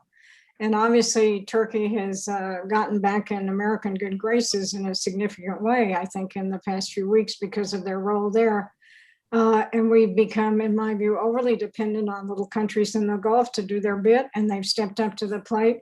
But none of this will solve the so-called over-the-horizon terrorist problem if you actually need to project force. And there you're going to need somebody in Central Asia, you're going to need Pakistan, and that I think is going to be our huge challenge going forward. Anyone else on that question? No. Okay, great. Thank you, Patrick. Our next question we have in the chat box. What strategy do you suggest the US needs to implement our long-term national security objectives with Pakistan? I think maybe we take that for answer from one of our ambassadors first, and then we'll turn to Ahmed Rashid for his thoughts on that. Well, it's the patience thing again, that lack of strategic patience, and it's really sad because at several points, one in particular, I think we had teed it up extremely well, and that moment was when President Obama ordered the lethal strike on Mullah Omar's successor, Mohammed Akhtar Mansour. The directive he gave was for the Air Force to carry out the strike. That way we could talk about it. And of course, Mansour was killed in Pakistan, in Baluchistan. And that, I thought, set the stage for a conversation with the Pakistanis that they might actually have listened to. And I'd be very interested in Ahmed's thoughts on it. For the president basically to say, okay, we get it. You're not going after the Taliban leadership. Got that, but we are. And we just popped your friend there on Pakistani territory out there in the desert. And guess what? We're going to keep on doing it. Wherever we can find them in your country, we're going to nail them. So that's the bad news. The good news, our presence is conditions-based. We know you have the recitation on what happened after the Soviets. We got that. I'm here to tell you, it's about conditions. It's not about calendars. We're going to be around as long as it takes. So maybe you should just go sit under some trees somewhere and reevaluate your strategic logic. We're in this for the long haul. We'd like to be in it with you, but we're going to do whatever it takes to look after our own interest. That conversation never took place. I think it could have been a game changer. Great, thanks. Mr. Rashid. Well, there have been several wake-up calls for Pakistan, and one, of course, was the killing of bin Laden on Pakistani soil, and the other was the killing of Chinese engineers, and terrorism has been a very big factor in Pakistan for years and years. And yet, I don't see Pakistan really being able to generate a CT policy which is comprehensive and which includes both attempts at nation building and helping create a civil society.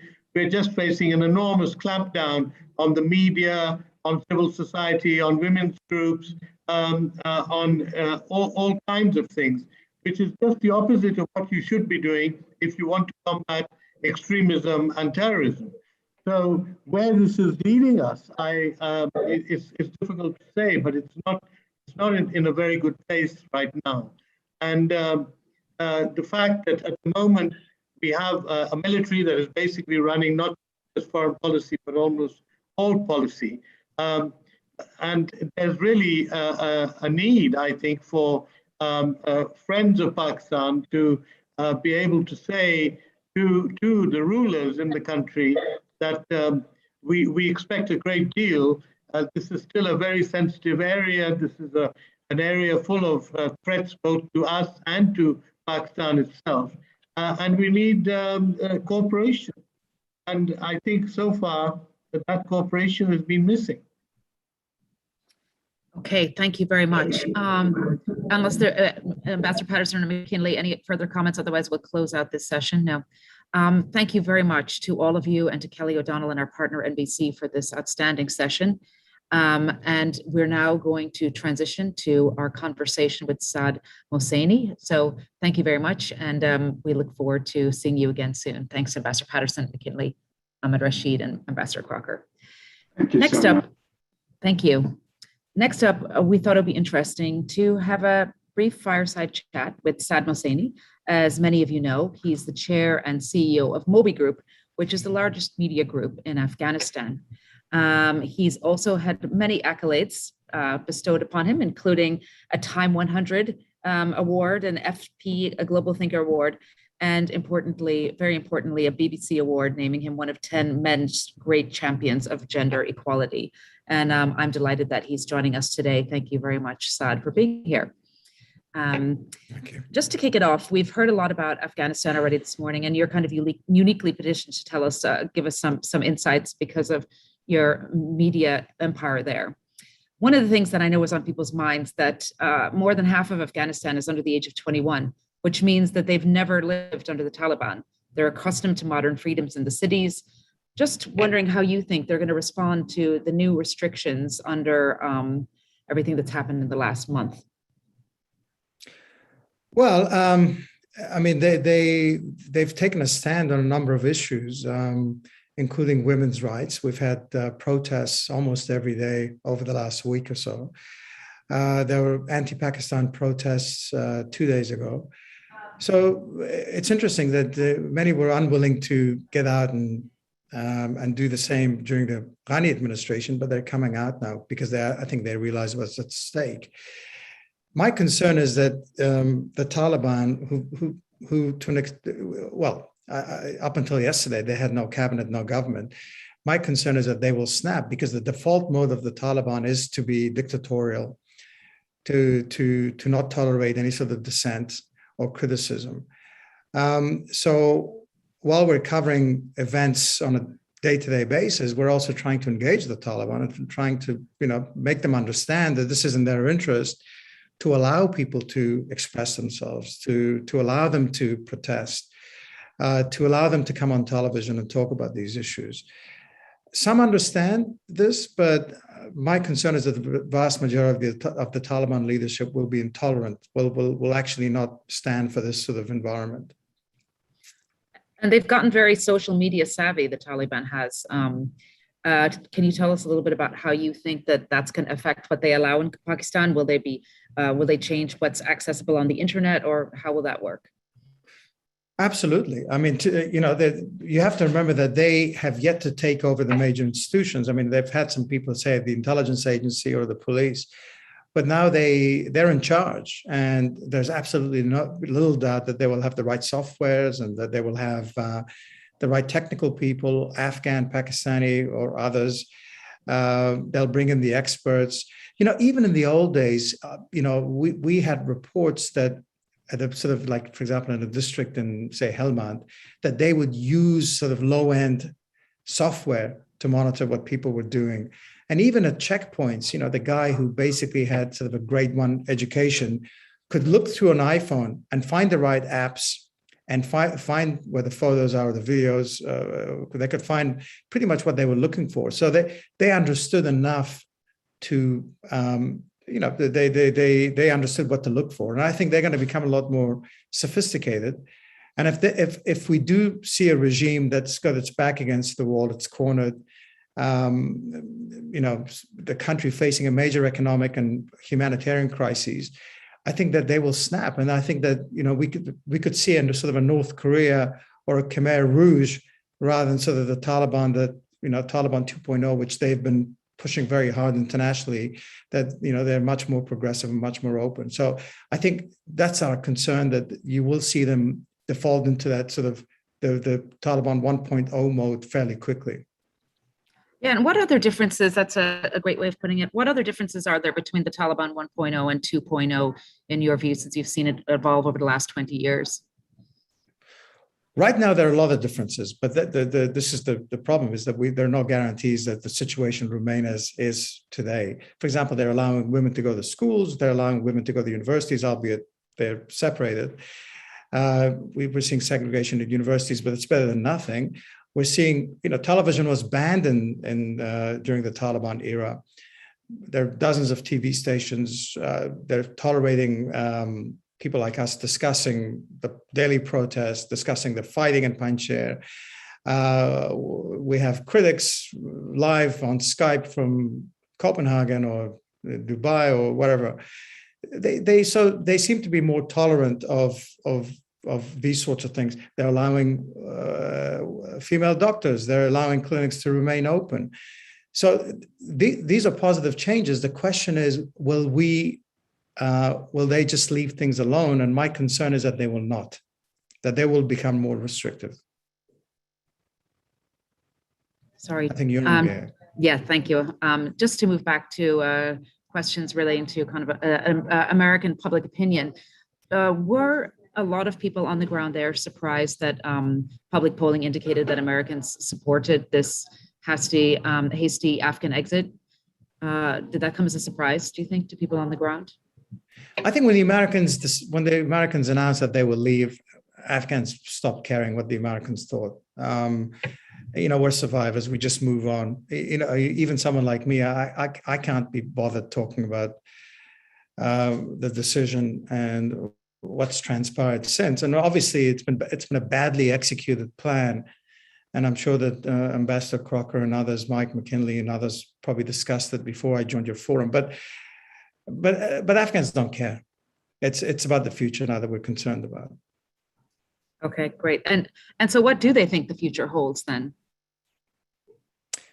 Well, we don't know. And I think, the fact that people are scrambling it together gives you a pretty fair indication of what they think the future holds for them. I mean, people don't have jobs. Public servants have not been paid. Bank accounts are frozen.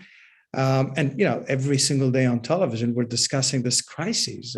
We have a major drought. We have 500,000 or 600,000 odd internally displaced people.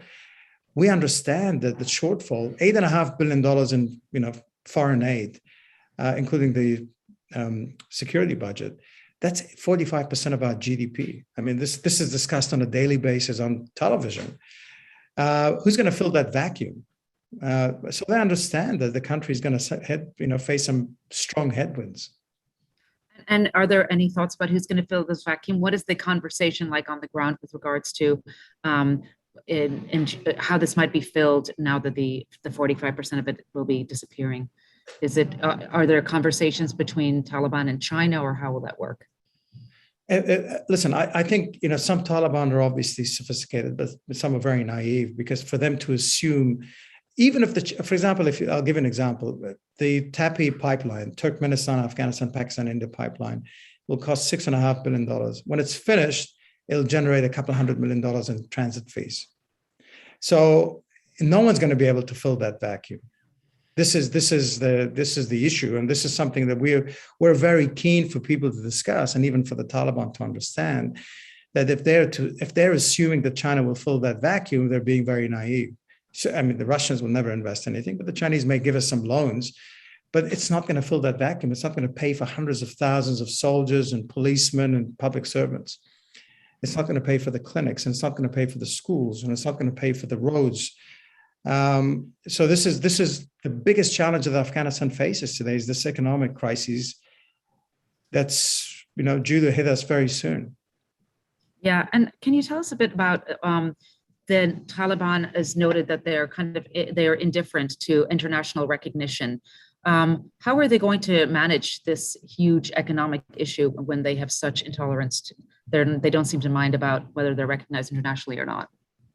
I think some of them recognize how, for example, the Haqqani network, the Haqqani family seems to be the most moderate. If you look at the three wings, the three deputies, Mullah Yaqub and Mullah Baradar, and then the Haqqanis seem to understand this. And I think they've been pushing for a sort of more open Afghanistan. But I think clearly most of them don't understand these challenges. The new chief of the central bank apparently brought together all the heads of the banks and said, listen, to be frank with you, I don't understand banking. What do you suggest? So this is the dilemma that we face, is that these people just don't quite get it. And Afghanistan in 1995 was very different to the Afghanistan of today. First and foremost, the population has gone from 21 million to almost 40 million. And the other thing is that Afghans were actually accustomed to, living a tough life and making ends meet. They had plots of land, they would grow their own vegetables. They just survived a civil war, a major, bloody civil war. But today Afghans are, I would use the word spoiled. I mean, they have high expectations, and they're used to a certain way of living.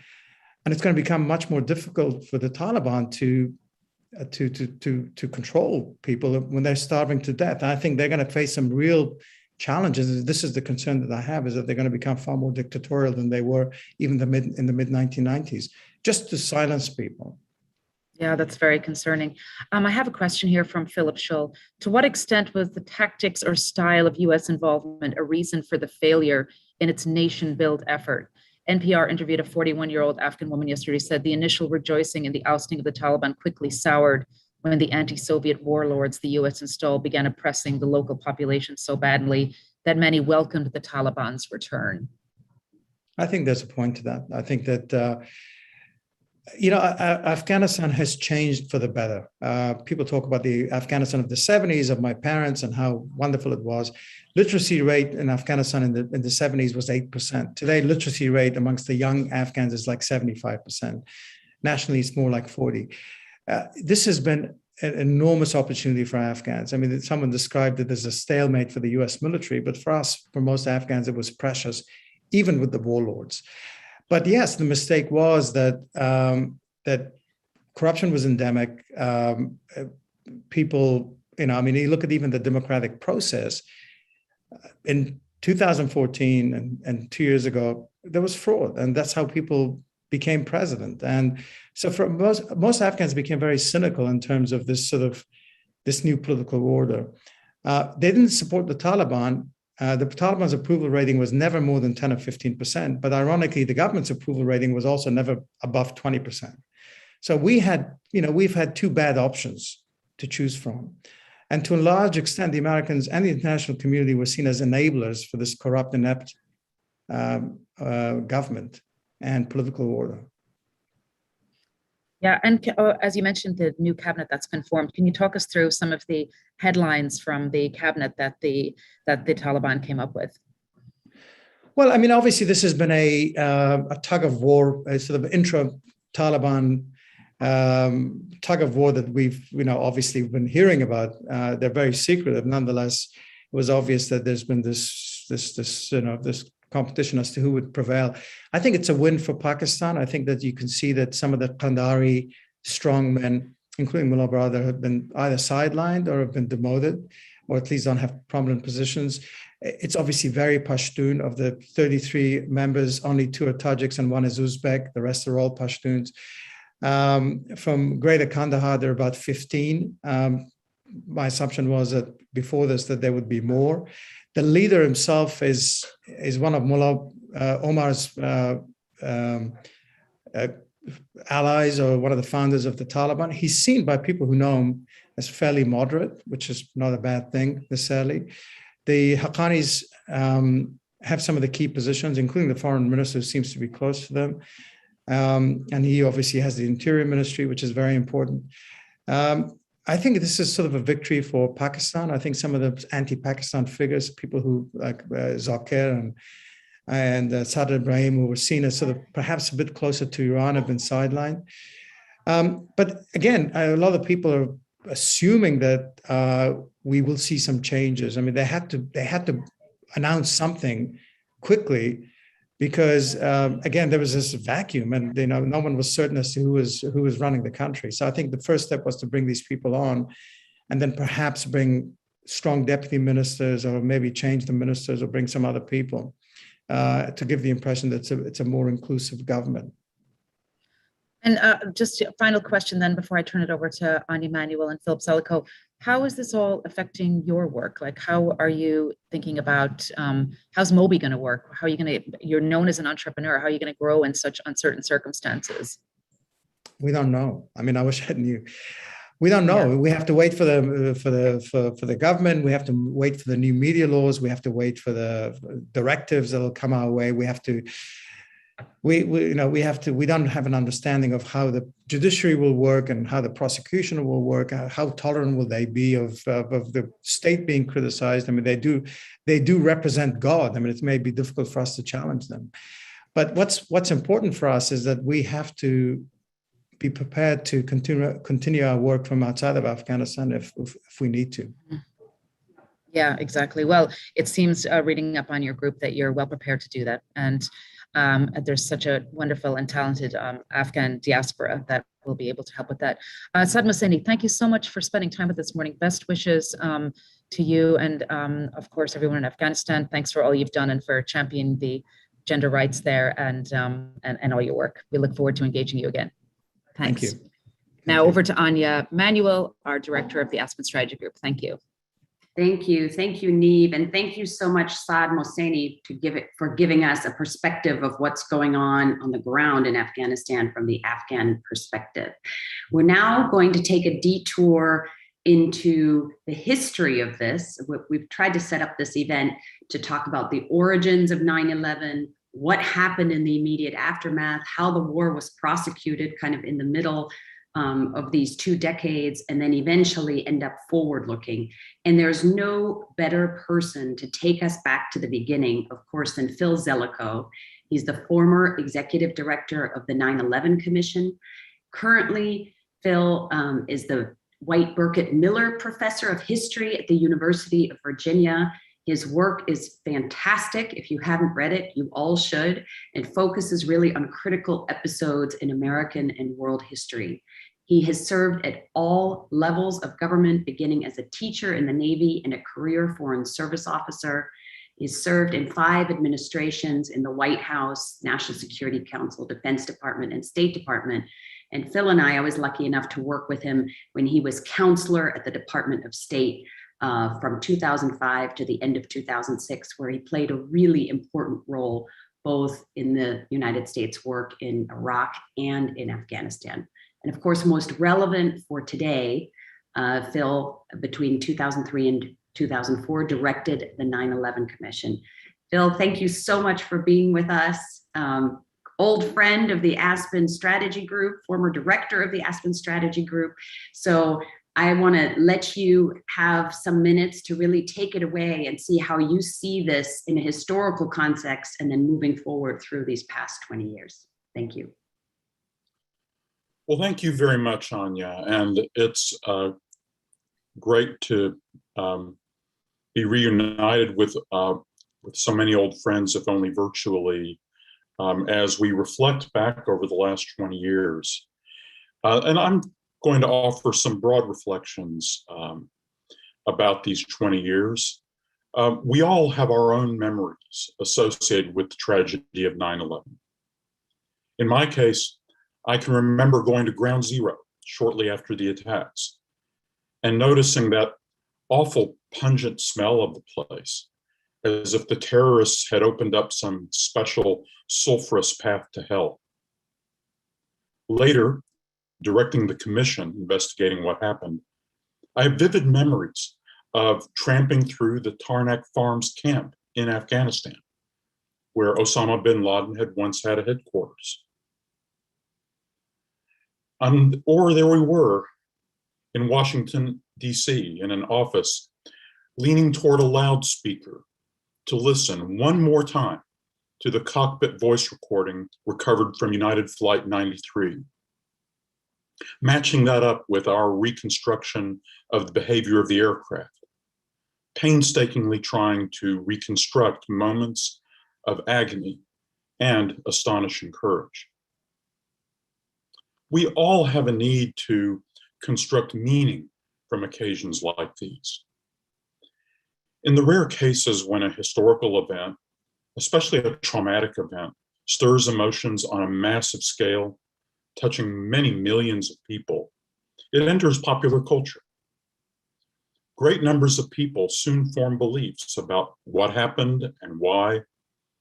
People usually try to make sense of events in ways that fit their prior understanding of how the world works. But sometimes a catalytic event opens their mind to new possibilities. In this case, the scale of danger that might be posed by an organization of zealots based on the other side of the planet in one of the most primitive countries on Earth.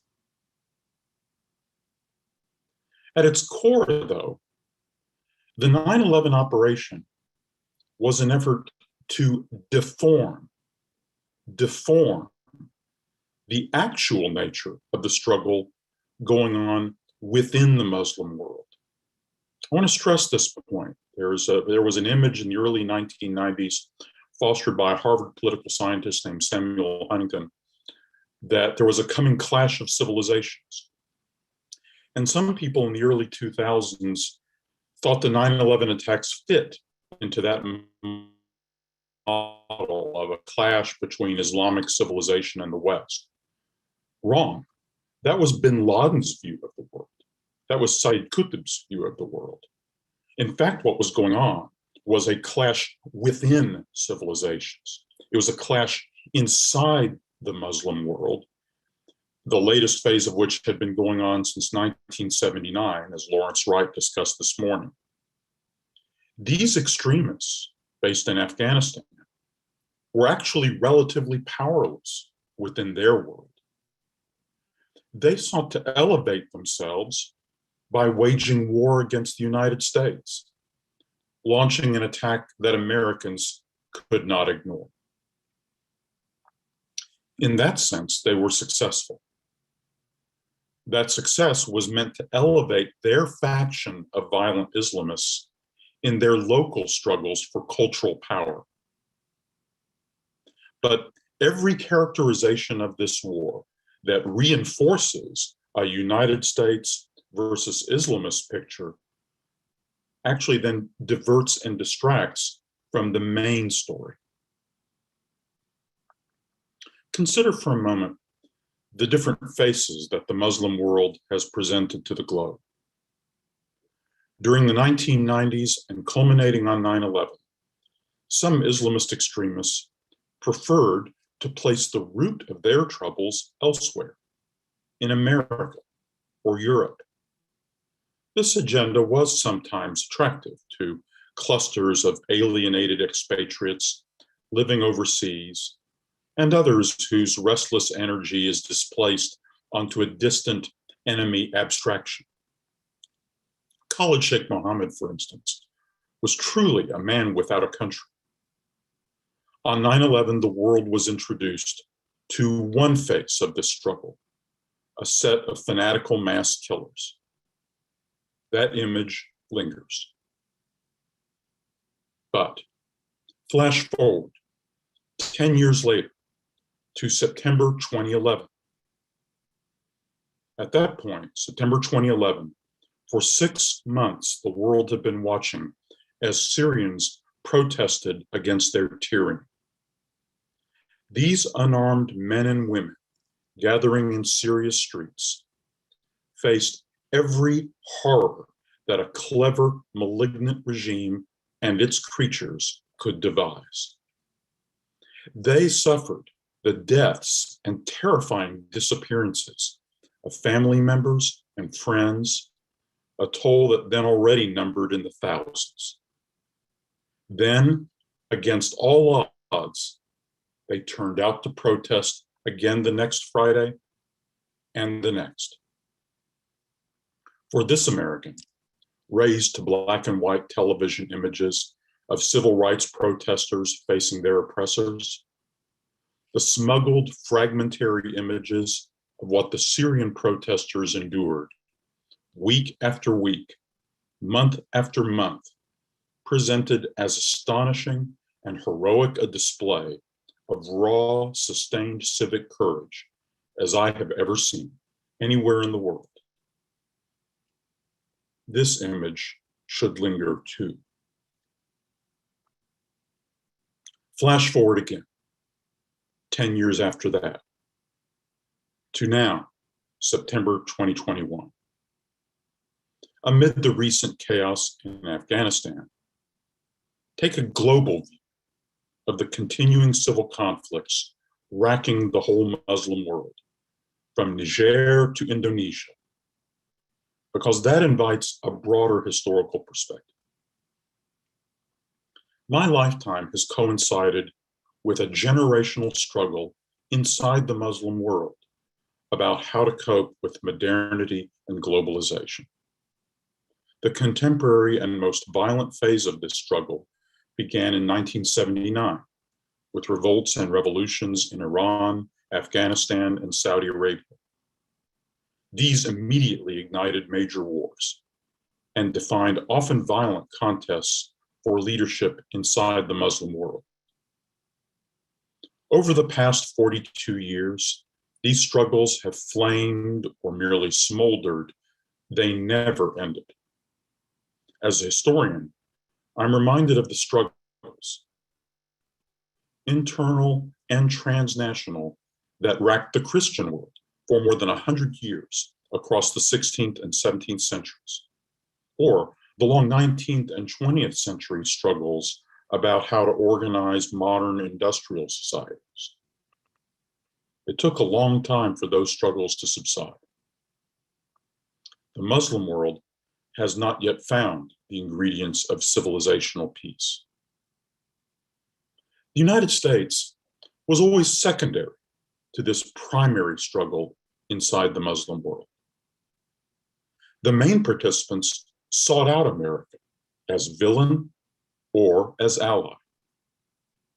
For a time, reacting understandably to the 9/11 attacks, but then adding the catastrophically misjudged invasion and occupation of Iraq, the United States seemed to place itself at the center of the struggle. But now, in September 2021, as the United States has receded from such a central place in the Muslim struggles, there are fresh opportunities to reassess whether, where, and how the United States and other outsiders can play some constructive role in helping the Muslim world find that civilizational peace. A terrible crisis is also an occasion for discovering more about ourselves, about the worst and the best that it brings out in our society. We saw that Americans can produce the war crimes, symbolized by the 2003 abuses of prisoners at Abu Ghraib. And Americans produced the daring professionalism displayed by Abbottabad, the May 2011 operation that killed bin Laden.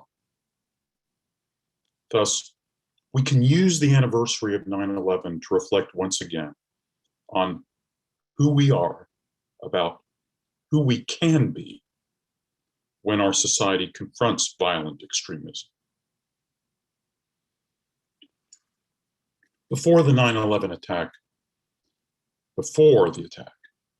there was a classic paradox in thinking about the terrorist danger.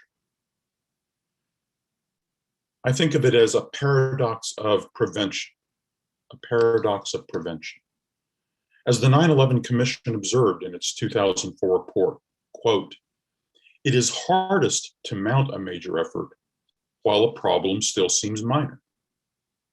Once the danger has fully materialized, evident to all, mobilizing action is easier, but it then may be too late," close quote. Al-Qaeda was most vulnerable in the years before 9/11. But before the catastrophic scale of the potential threat was manifest, massive action to counter it, like serious US military efforts against the Afghan sanctuary, seemed so disproportionate as to be inconceivable. This was a genuine paradox. It did not have an easy or obvious solution. That pre-9/11 paradox of prevention about the Islamist danger is long gone. It now applies to other problems, like the global response to the pandemic danger. A different kind of paradox has now taken its place. A paradox of adjustment. A paradox of adjustment. The danger of global Islamist terrorism is greatly reduced from what it was on 9/11. Yes, an attack could still happen at any time.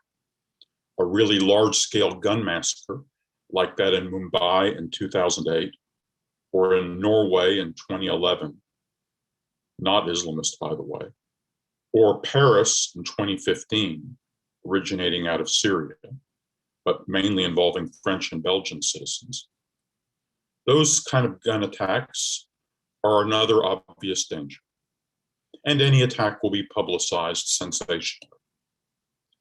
Thus, any president who downplays the danger, trying to right-size the enemy and put the danger into a more normal proportion, invites humiliation if there is an attack. If there is no attack, public acts of reassurance invite an unwanted doling of concern. For both these reasons, the cultural momentum of 9/11 rolls forward. The result in 2021 is the public image of the enemy that the Commission described in 2004. Quote, "Al-Qaeda and its affiliates are popularly described as being all over the world, adaptable, resilient, needing little higher level organization, and capable of anything. The American people are thus given the picture of an omnipotent, unslayable hydra of destruction." Close quote. The paradox of adjustment is that efforts to right-size, to normalize a reduced risk seem too risky. Yet the reality is that the most serious threats are posed by a relatively tiny number of people, fewer in number and less well organized than the production crew of any one of Hollywood's larger films. A handful of deluded people derive most of their power not from their strength or the power of their ideals. They get their power from us, from our society, and our culture. This paradox of adjustment also is genuinely tough to solve. If there is a way out, it may just be a gradual process of the kind that has slowly unfolded during the last 10 years.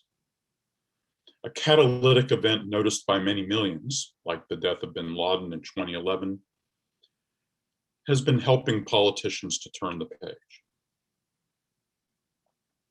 Contemporary societies will remain vulnerable to the abilities of even a few people to do terribly disruptive things. As the January 6th assault by American extremists on the US Capitol illustrated so well, that feature of our age is not unique to the danger posed by Islamist fanatics. A principal function of 21st century government will be to manage a process of healthy adjustment to the kinds of risks that are endemic to this generation, developing more systemic and transnational defenses to more systemic and transnational threats, which include other kinds of transnational criminal organizations. At the cultural level, a process of adjustment includes adjustment to failures, for there will be failures. The supreme measure of a mature professional institution or government is how it handles failure, its capacity for honest self-examination and thoughtful accountability. This is one reason why my commission colleagues and I took a very hard view of the poor quality of work exhibited by parts of the US government in its initial reconstructions of what happened on the morning of the 9/11 attacks. This dimension of institutional integrity is, in the long run, vital to the country's well-being. In air travel, for example, where societies have adjusted to constant risks of catastrophic failures, maybe the greatest virtues of America's National Transportation Safety Board are cultural and political. Aside from the particular talents of its employees, the board represents a habit of thought and earned trust. Something goes horribly wrong. Many people lose their lives. A respected institution will examine what happened professionally, rigorously. It will explain to the community what it learned. The community will further reduce the risks. And millions of people will board airplanes each day. They go on with their lives. Thanks, Anya.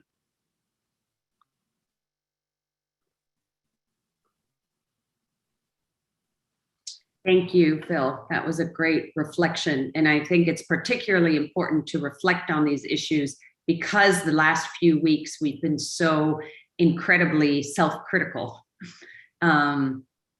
Let me just ask you to go back to your time as executive director of the 9/11 Commission. And you talked a little bit about what we learned from it, but can you say a little bit about in the last 20 years that we've been prosecuting this war on terror, what do you think has gone well? Well, the obvious thing that has gone well is the whole point of the 20-year effort was to keep America from suffering another catastrophic attack. And that's been entirely successful. If you had told people in October 2001, a couple of weeks after the attack, it's like, here's the spectrum of success in counterterrorism. And you said, the scenario in which America does not suffer a single catastrophic attack by violent Islamist extremists for 20 years would have been at the very upper bounds of that spectrum of possible success. It would have been like the maximum possible.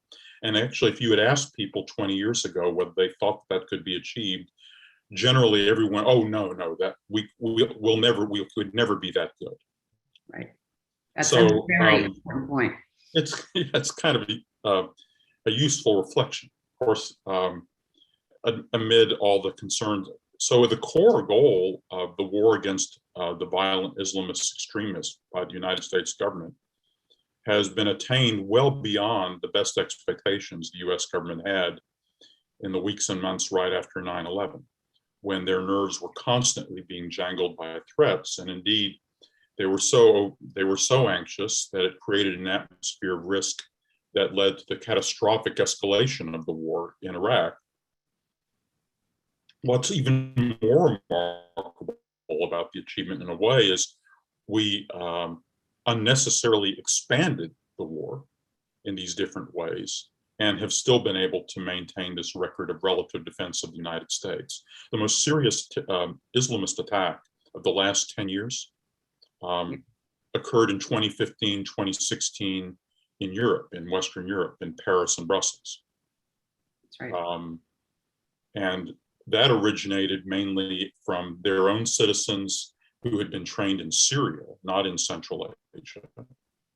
A problem that, by the way, persists today.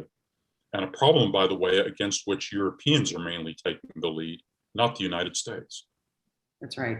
Can I just double down on that a little bit? Because it's such an important point that's really getting lost. You had access to all of the intelligence during the time that you were in the State Department. Much of those things are public now. Give us some idea of the attacks that we believed were likely to happen that were averted. Oh, well, there were many attacks that were prevented. I think that as we look back on it now, and by the way, Foreign Affairs has a good piece on this by Nellie LaHood. Peter Bergen has a good new book out that summarizes his work on bin Laden over the years. Al-Qaeda, original Al-Qaeda, was increasingly a spent force from about 2006 on.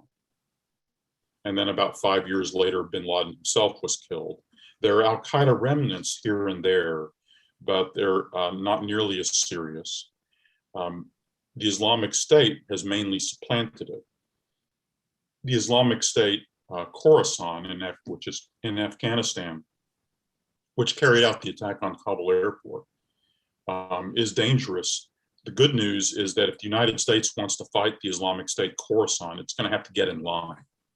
Right. Because the Taliban are deadly enemies of the Islamic State. First thing they did when they got to Kabul was pull a captured leader of the Islamic State out of jail and kill him. Mm-hmm. So the Taliban want to get them. And by the way, every single neighboring state of Afghanistan wants to get them. Right. So as I say, we'll have to get in line if we want to fight them. There are some serious threats where the United States can be more effective, perhaps in places like in parts of Africa, northern Iraq and Syria, the Arabian Peninsula. So I think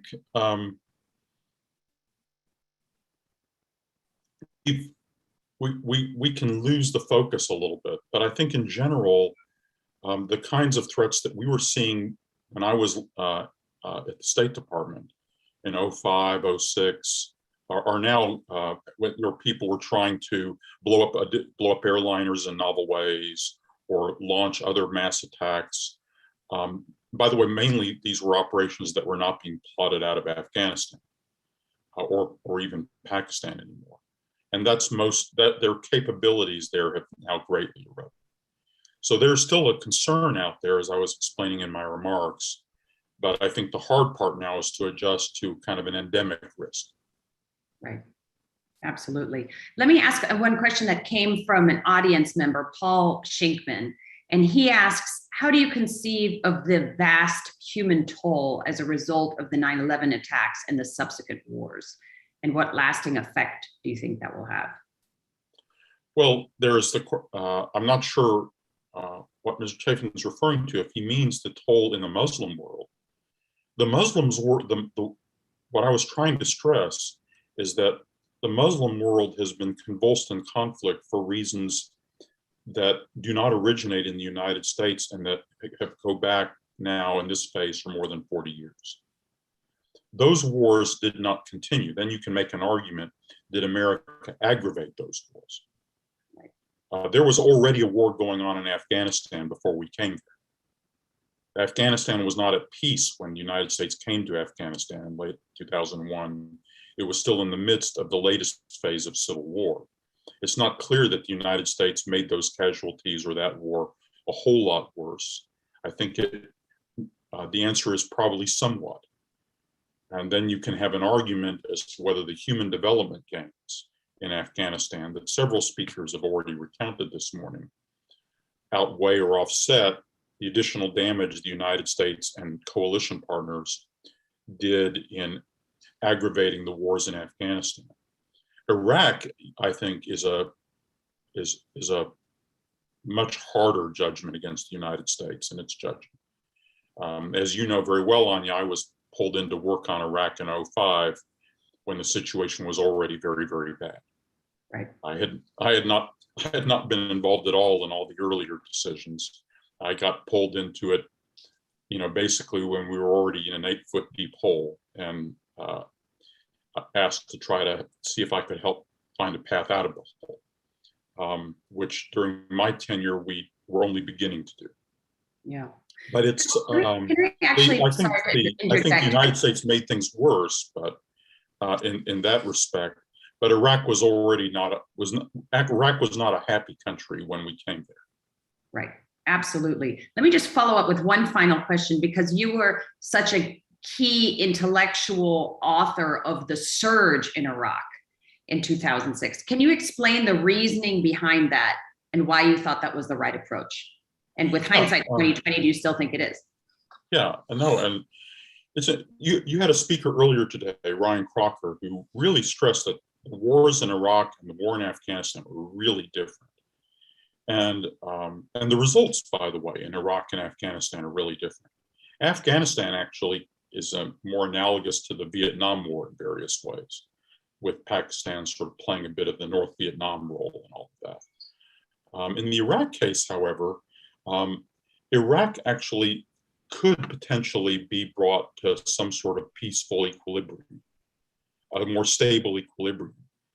That was not a hopeless task.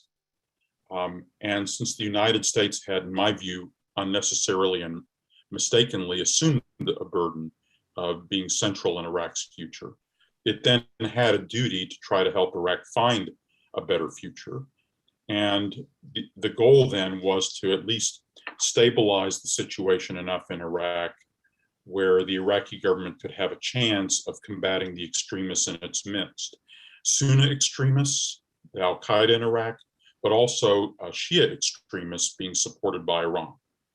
And I think that what's remarkable is that Iraq actually was able to achieve a degree, and to this day has still achieved a degree of success in trying to reconstruct a nation state out of those incredibly difficult circumstances. And at the moment, I think the United States has been playing a more well-judged and constructive role in that. Thank you. Philip, thank you so much for being with us, for all of your work on behalf of the country, for all of your careful analysis of US foreign policy, and for helping us see kind of the, if I can say this, a little bit the optimistic side of what we did achieve rather than the self-criticism that we're exercising right now. Thank you for being with us. You're welcome, Anya. Thank you for hosting me. Thanks. We now turn directly, without a break, to a conversation with Robert Gates, who of course was another key individual at the heart of everything that happened in the war on terror. Bob Gates served 8 presidents of both political parties. He's had a long and distinguished career in the US government. Started out as an officer in the US Air Force. He was a member of the National Security Council staff multiple times. He also served a full career in the CIA before being named director of the CIA under President Herbert Walker Bush in 91 to 93. And of course, Bob Gates is most well known for serving as Secretary of Defense under Presidents W. Bush and Obama from 2006 to 2007, where he not only had a front row seat, but a key role in prosecuting the wars both in Iraq and Afghanistan. Since leaving government service, Bob Gates has been incredibly busy. He's the Chancellor of William and Mary, the National Chairman of the Eisenhower Fellowships, currently one of the 5 independent members of the NCAA Board of Governors, and a partner with me in a consulting firm. So Bob, please come on stage. We're very, very grateful to you for being here this morning with us. Happy to be with you, Anya. Hey, Bob. And you have the fireplace on, which means it must be a special occasion. It's a nice, cool day in the Northwest. That's great. Thank you. So, Bob, you have been at the heart of the United States foreign policy establishment for decades. Let me just start you off by juxtaposing kind of 2 things we've heard this morning. Lawrence Wright started us off by saying that, I'm paraphrasing, in some ways, the United States fell into Osama bin Laden's trap. In response to 9/11, we drained our own blood and treasure by prosecuting 2 hugely expensive wars. And in the past 20 years, we've become ever more disunified rather than the United States. Phil Zelikow just now gave us a slightly different perspective. He said that, if you had imagined after 9/11 that we could go 20 years without another major terrorist attack on the United States, that would have been beyond anyone's wildest dreams.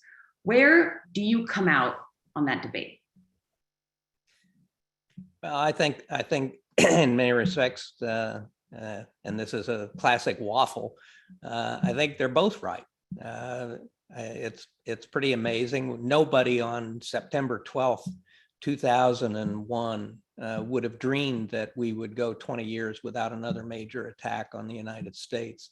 By the same token, I think that the costs of these wars in lives lost, in lives changed forever, on the part of our military and many of our civilians who served, and the cost to the country in terms of treasure and everything else have been enormous.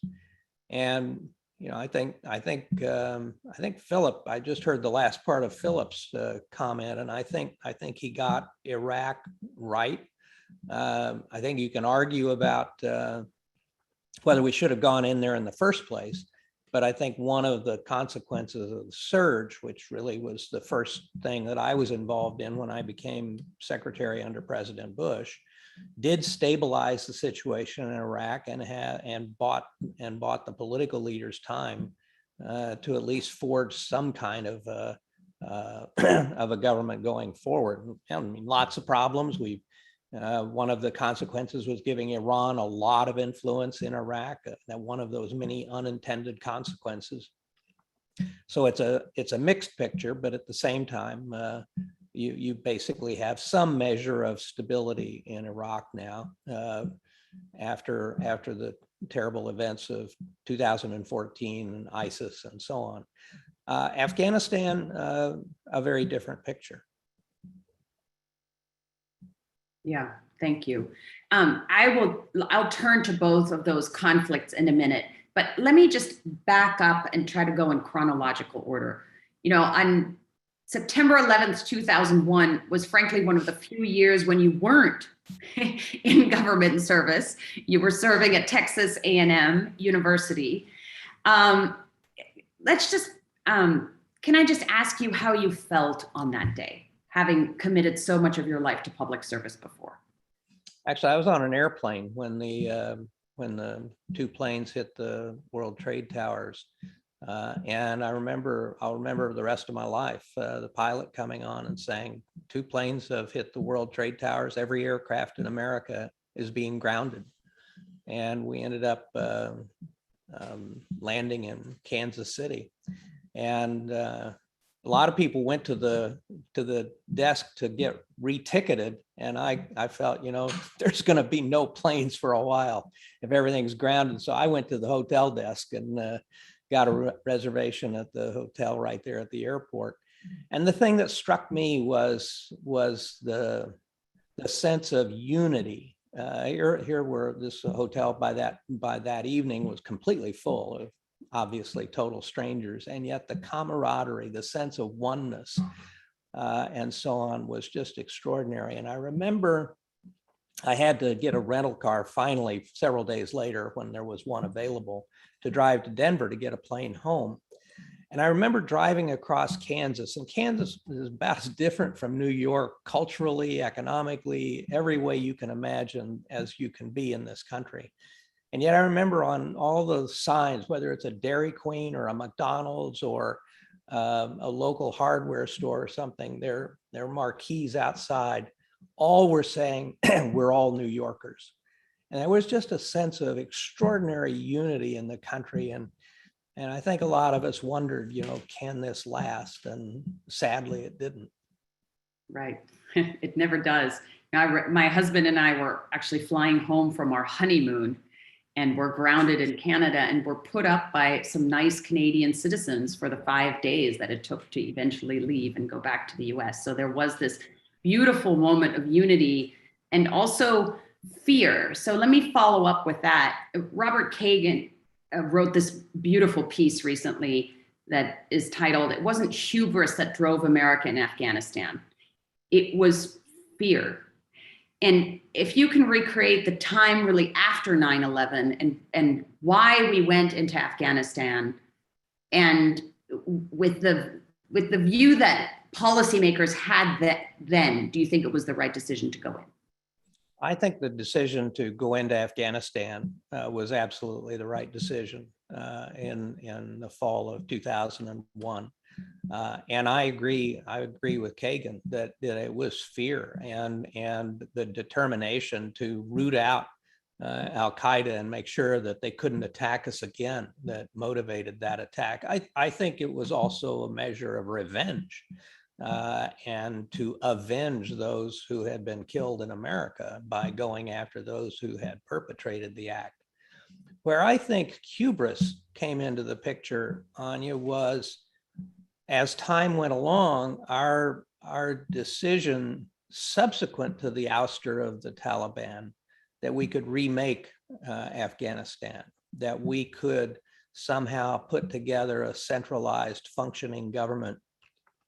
And in many ways, the exaggerated expectations were codified in the Bonn Agreement at the end of 2001, where it talked about establishing a new central bank. It talked about gender equity. It talked about getting rid of corruption. It laid out all of these remarkable aspirations that, as noble as they were in the context of Afghanistan and its history, were really quite unrealistic. So I think that Kagan is right that in the first, I believe, was a combination of fear and revenge, but also subsequently became hubris. And frankly, it was the hubris that got us into trouble in a lot of different places. And it really was with the end of the Cold War,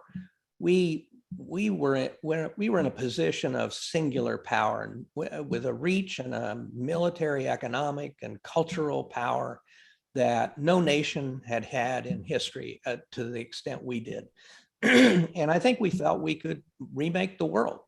And we had our first two exercises of failed nation building in the Clinton administration in Somalia and in Haiti, both of which failed, and which contributed to George W. Bush running for office saying he wasn't going to get into nation building. We were not going to do nation building.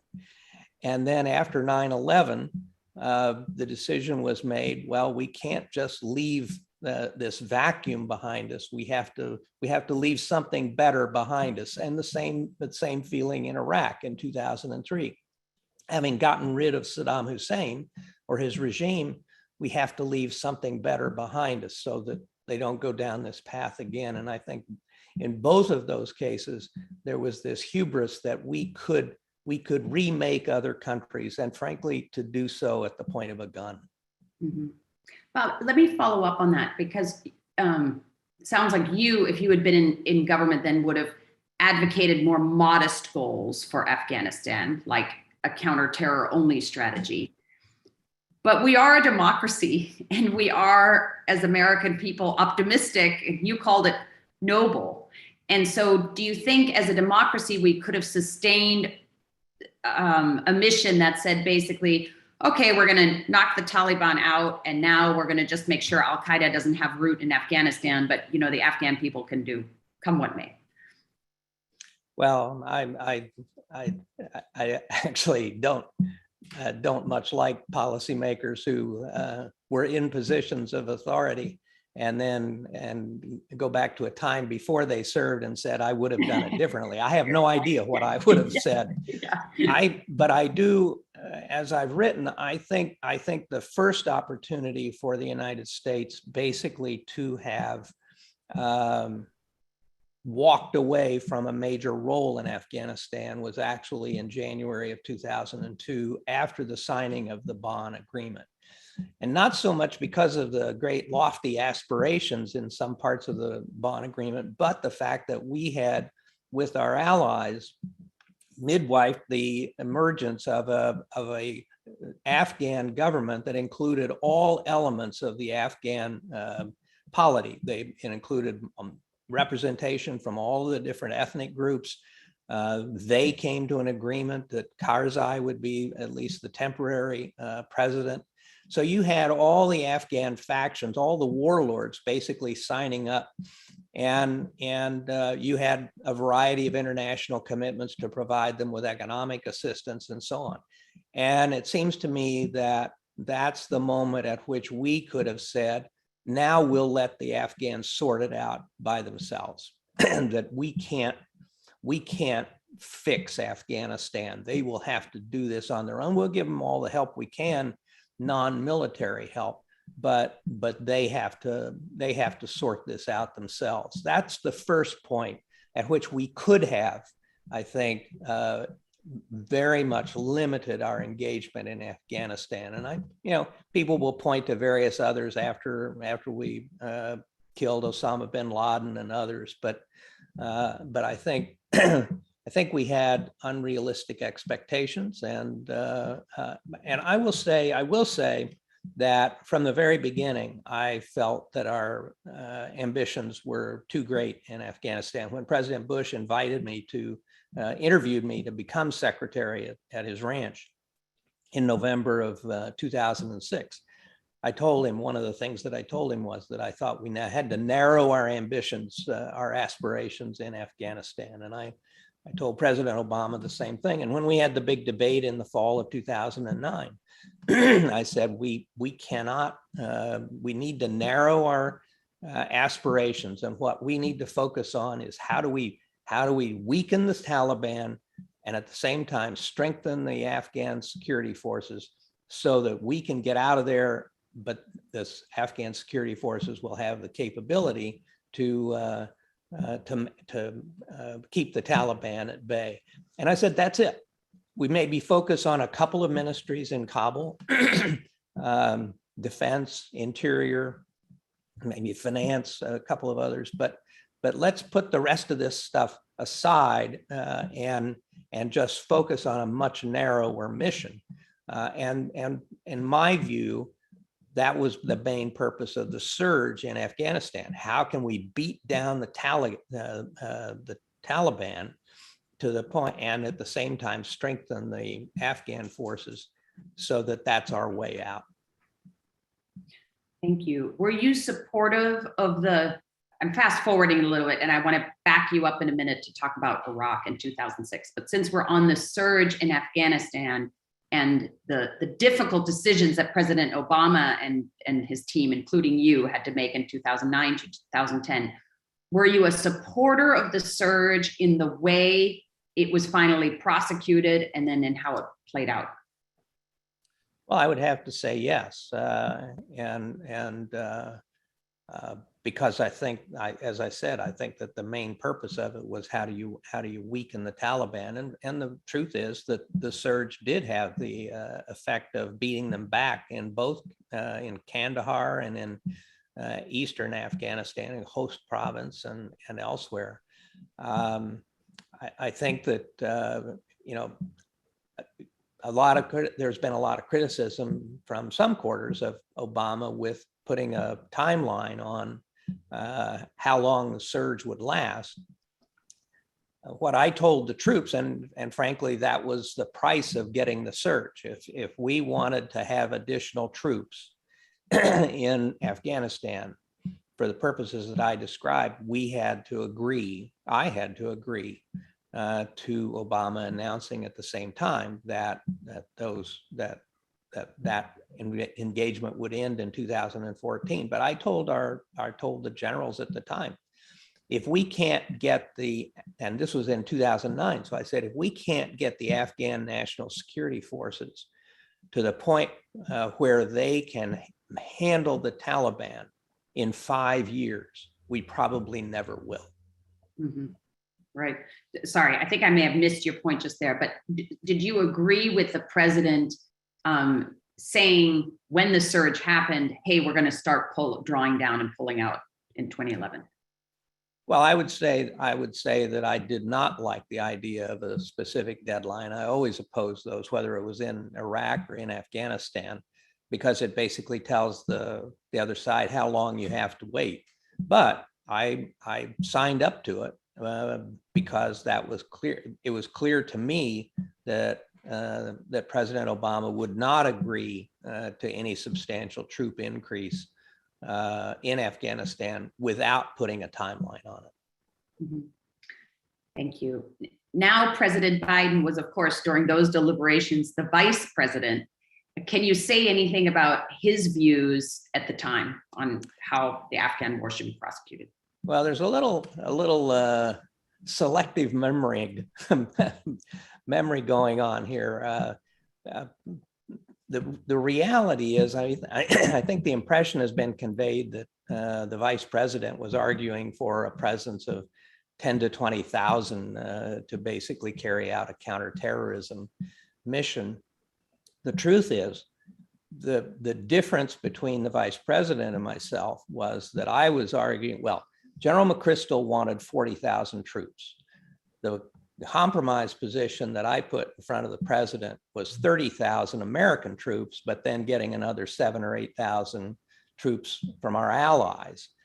The vice president really was arguing for not that big an increase, but an increase of 10 to 20,000, 10,000 for counterterrorism and 10,000 for training the Afghan security forces. But that was on top of the 68,000 we already had there.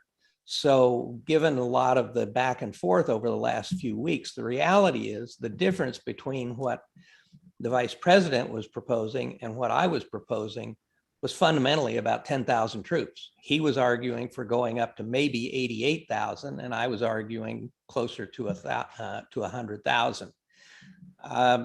And so, you know, I think the differences as we argued them were sharper in the debate than they were in their effect and their reality. I've written subsequently that I bear some responsibility for this. I think had I been more willing to sit down and talk this through with the vice president, I think we were probably closer in terms of what we thought could be accomplished than the debate as it unfolded in the Situation Room, because we were both still talking about a significant addition to the number of troops in Afghanistan. Right. Thank you. Let me just back up for a second, because now, you know, as historians analyze it, they analyze it one conflict at a time, but it looks much different when you're sitting in the seat and you're basically being handed the management of two wars simultaneously. When you came in as Secretary of Defense in late 2006, you inherited the Afghan war that we just talked about, we'll turn back to, and you also directed the troop surge in Iraq. And Philip and I talked about that a little bit. Tell us how you felt about Iraq the moment you came in, and did you support the troop surge, and do you think it had the desired effect? After my interview with President Bush and after he offered me the job, I told my wife, I said, well, I'm going to become Secretary of Defense. I I'm being brought into office at a time when we're in 2 wars and losing both. What could possibly go wrong? It's all upside from here. Yeah, what a great idea. And I was totally supportive of the surge. In fact, I supported the surge when I was a member of the Iraq Study Group. I was persuaded, as frankly, both two other members, 2 Democratic members were, Chuck Robb and Bill Perry. We described it in different ways, but we all felt, the 3 of us all felt, that there was a need for additional forces to stabilize the situation in Baghdad. So I came in when President Bush asked me about a surge in my interview. I said, well, I argued for adding 30 to 40,000 troops, or I can't remember exactly, 20 to 40 or something like that, in the Iraq Study Group deliberations. And I had an email that I had sent to both Lee Hamilton and Jim Baker to that effect. So I had no problem supporting the surge at all. And I think that it basically was the recognition that the notion of our getting out and turning things over to the Iraqis just wasn't working, and that we had to stabilize the situation in Iraq first, and particularly in the environs of Baghdad, and then the other piece of it was reinforcing the Sunni resistance in Anbar to Al Qaeda and the extremists, and so taking advantage of the Anbar uprising and reinforcing that with support for the Iraqi leaders in charge of that. So I felt that the surge was absolutely essential to stabilize the situation. Mm-hmm. Thank you. Fast forwarding now to the Obama administration, where you, I think, were the only Secretary of Defense ever asked in our history to stay on to serve 2 presidents of different parties, which is very impressive. President Obama said publicly he was ambivalent about the Iraq war. He felt that we should focus more on Afghanistan. He talked publicly about how quickly we could get out of Iraq. And of course, then, you had the revolutions in Syria and elsewhere. You had the rise of the Islamic State. Say a little bit about that time period and what you were advocating and how you think we did in the Middle East during that time period from 2009 to 2012. Well, I think first of all, I would say where President Obama and I first parted ways was over Libya and the intervention in Libya. And I felt that was a mistake. As I said in the Situation Room, I'm already in the middle of 2 wars. Can we just finish those before you go looking for a third one? And then I felt that this was one of those areas where then the entire rest of the national security senior team were on the same page.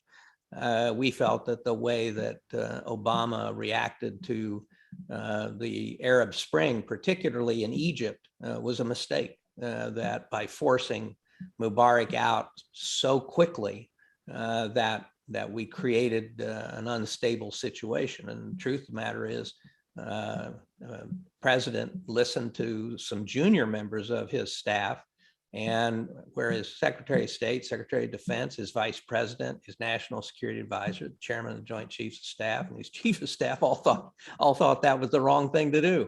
So I think, and then I left at the end of June 2011, and so Syria actually came after I left, and I felt there. Looking back on it, I probably, had I been there, probably would have supported the proposal from both Secretary Clinton and then CIA Director Dave Petraeus to provide a lot of clandestine aid to the Free Syrian Army and others. I think we had a narrow window in which we could have influenced the outcome in Syria, and it was fairly early on. But once the civil war really got underway, the decision to stay out, I thought was the right decision. We didn't need to get in the middle of another war like that. And frankly, we just didn't have the resources. I felt that there were some mistakes that had some tactical mistakes that had strategic consequences. I felt that drawing the red line on the use of chemical weapons and then backing away from acting when the red line was crossed sent a terrible message, not only to the rest of the region, but to Moscow and Beijing and others. So I did have some issues with that, but the longer term, once we missed the opportunity early in the civil war in Syria in the late summer, fall of 2011, 2012, I thought the decision not to get further engaged was probably the right thing. The reality, though, on the part of the policies of both President Obama and President Trump, and now to a degree President Biden, is in turning our attention to China, which is totally legitimate, and I totally agree with it. But we have to understand that the Middle East continues to be an area of strategic importance. And what we are seeing is Russia and China coming in and filling the void behind us in the Middle East. The Russians now have a military relationship with Egypt for the first time since Henry Kissinger negotiated them out in 1973. Saudi Arabia and others are looking to Russia for military equipment. We all know about Turkey. So, and China is moving in terms of buying and leasing ports and has its first overseas naval base in Djibouti.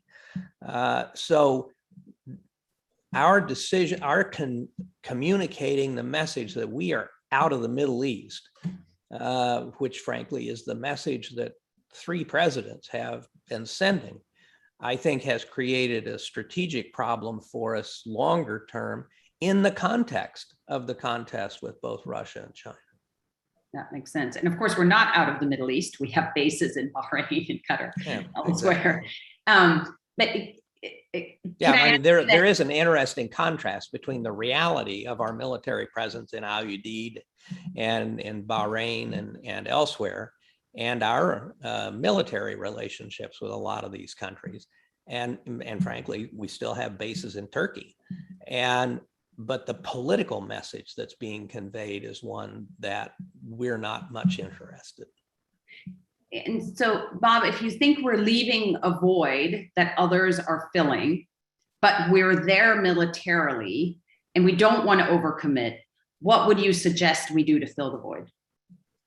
Well, I think the void is in the political communication, it seems to me. We've been sending the message that we're going to turn our attention to China, and that's going to be the focus of everything we do going forward in terms of foreign policy and our military developments and so on.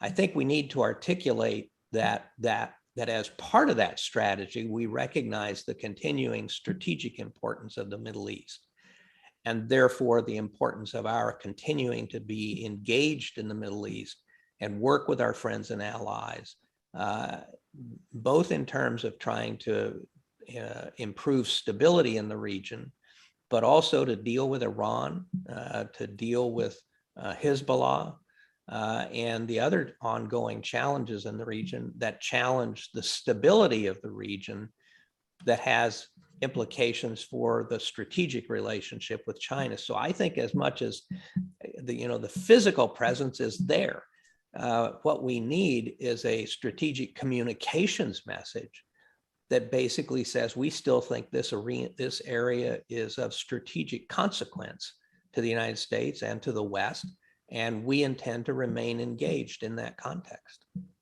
Thank you. Final question on the Middle East. Now that things have unfolded the way they have in Afghanistan, and having said everything you just said about staying strategically engaged with our allies in the Middle East, do you think there's any hope for the United States getting back into the Iran nuclear deal? And do you think that would be a good idea? Well, I think at this point that would be a big mistake. And I think the Iranians have made so much progress over the last several years that the agreement has been overtaken by events. Now, I think re-engaging with the Iranians on a new deal that remedies, well, first of all, half the 10-year timeline of the agreement is already gone. So I think a new agreement would have to focus on how do you get back to anytime, any place inspections? How do you roll back the gains they have made in recent years in terms of their advances in technology and enrichment and so on? Is there any way to shut the reactors down and have international monitoring? In a way, I think this is a place, we used to argue in the arms control with the Soviet Union as MIRVs were being developed and so on, that the technology was moving faster than the diplomacy. And this is a case, I think this is perhaps the case also with Iran. And so I think we need to take a fresh look at what kind of a deal, a new deal with Iran would satisfy our and our friends, notably the Israelis' concerns, and give us confidence of that the Iranians cannot move toward a nuclear weapon in any kind of modest time frame. I think that's a hard challenge. But I think the notion of trying to go back to the 2015 agreement at this point is really doesn't make any sense at all. It's just not consistent with the developments in Iran itself over the last several years. Thank you. Let me turn back now to Afghanistan, and then we have a number of audience questions that I want to get to as well. We've been kind of trying to go in chronological order. Let me rewind to 2011, May 2011, and the killing of Osama bin Laden. I think you said in the response to an earlier question that after that daring, incredible, dangerous operation, where we also got a little bit lucky, that would have been an opportunity to pull back a little bit from Afghanistan. Tell me how you saw that raid, the fact that we succeeded, and what should have come after it. Well, I first of all, I think that I was basically saying that's one point at which a lot of people say, well, after we got bin Laden, the whole reason for being in Afghanistan had sort of goes away, because we went in there because of we went in the first place because of bin Laden and the attacks on the World Trade Center or on the United States. I'm not sure how that would have worked. We were right, in 2011, we still had a lot of troops in Afghanistan, but I can see an argument that at that point you could begin to say, well, first of all, we already knew we were going to begin drawing down because of the timelines that President Obama had put in place. And maybe you could have accelerated those timelines and done so in a way that weaned the Afghan National Security Forces away from their total support on the United States. I think one of the mistakes that we made in Afghanistan, and it was frankly a military mistake, was that we built an Afghan military essentially modeled on our own, which meant that it had to have a lot of air support, and it needed a very sophisticated logistics arrangement and support, and that meant a lot of contractors.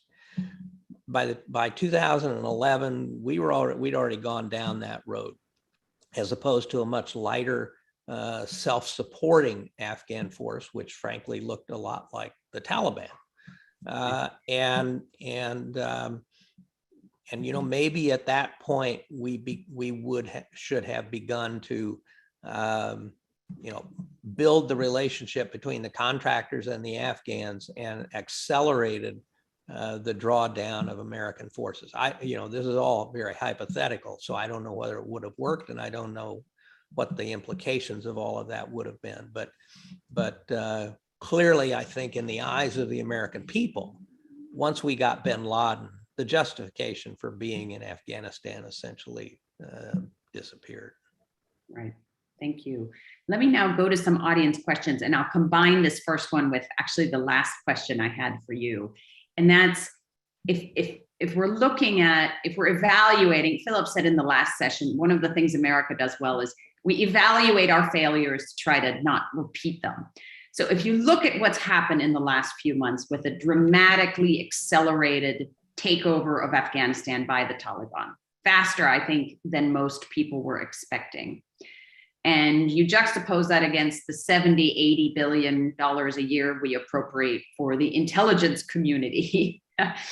How could we have missed that? And then I'll add on a similar question from Kia Garashi, who's one of our audience members, who says, why did the Afghan security forces collapse so quickly? And how could our US military commanders miss that since we were on the ground with them? Well, I think let me answer the second part first. I think that the collapse relates back to an answer that I just gave. And that is, we created an Afghan force that was very dependent on American or on contractors to support their Air Force, to manage their logistics, and so on.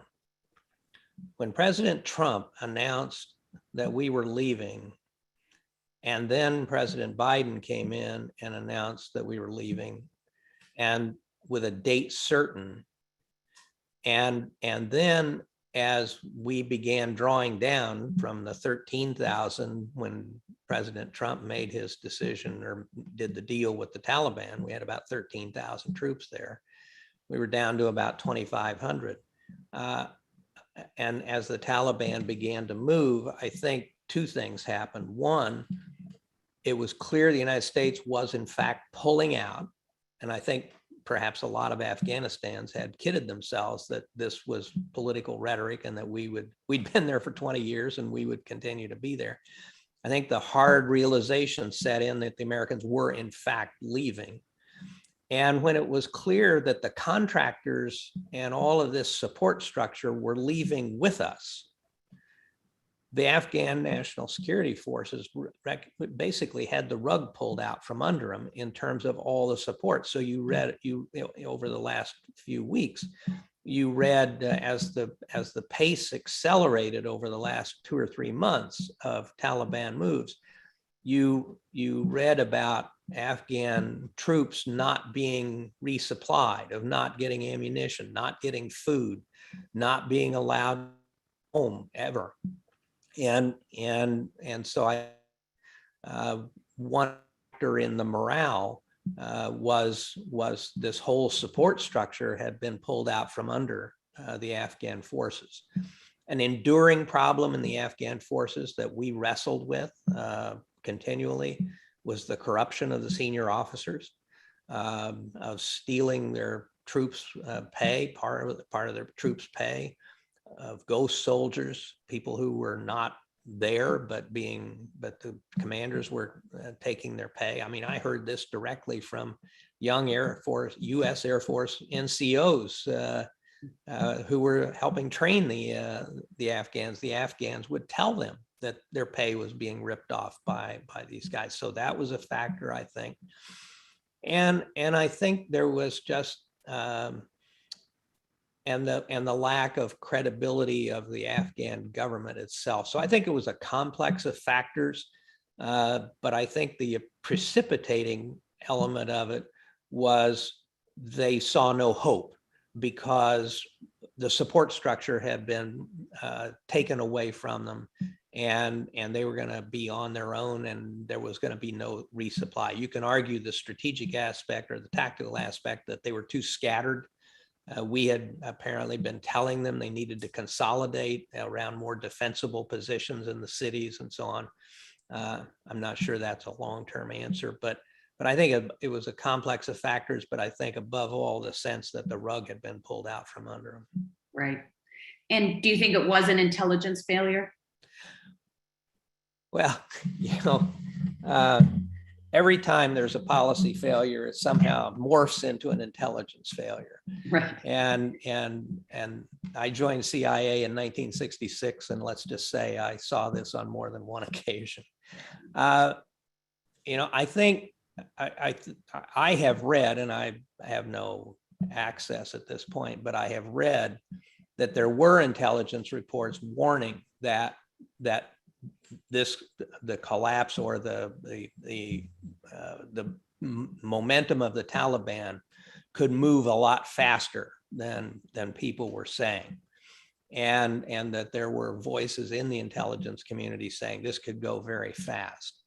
I think the way I would frame the failure on both policymakers and intelligence, and again, I may be wrong because I don't have access to what actually was said in classified things, but from an intelligence standpoint, instead of my experience has been that where intelligence has failed on big things is where they have had a single outcome forecast, where they say, this is what's going to happen. This government will last 3 years. This government will last a year, whatever.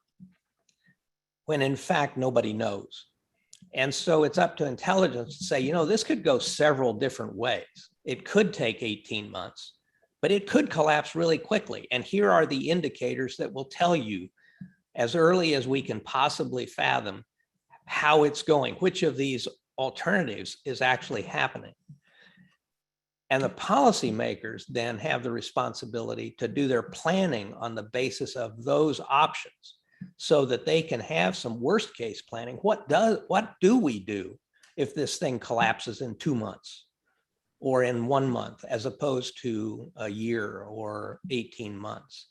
And as far as I know, there was no contingency planning based on different alternative outcomes on the ground in Afghanistan that would have at least allowed us to begin moving much earlier to deal with the problem. Right. Let me ask one last question from our audience, since we're out of time and I know you have to go. And I'll paraphrase. Why are we calling Afghanistan and Iraq the forever wars? We spent 20 years in Afghanistan, but we've been in Germany, Japan, and South Korea for over 70 years. And by the way, last time we checked, there wasn't a peace agreement between South Korea and North Korea. Why is this one different? Is it just that it was an underdeveloped Muslim country and too hard a nut to crack? Well, I think partly it's just the politics of the problems. We've been to a very relatively low level of forces in both Iraq and Afghanistan for years, and until the tragedy at Kabul airport, as I recall, we hadn't lost a service member in about 18 months. So the costs for the United States, even though we were still engaged in Afghanistan, our presence and the costs were dramatically different than, say, through 2014. So I would say, I think it's political rhetoric in many respects. There are a lot of areas around the world where we are engaged and have been engaged. Our first engagement in fighting Philippine insurgents was at the turn of the 20th century. We actually lost more U.S. troops fighting in the Philippines against insurrectionists in the late 1900s, early 2000s, or early 1900s. And then we lost in both Iraq and Afghanistan almost by an order of magnitude. Wow. And we still are in the Philippines a century and 120 years later, still helping them fight insurrectionists. Now, if that's not a forever war, I'm not quite sure what is. So I think a lot of it has to do with political rhetoric. Right.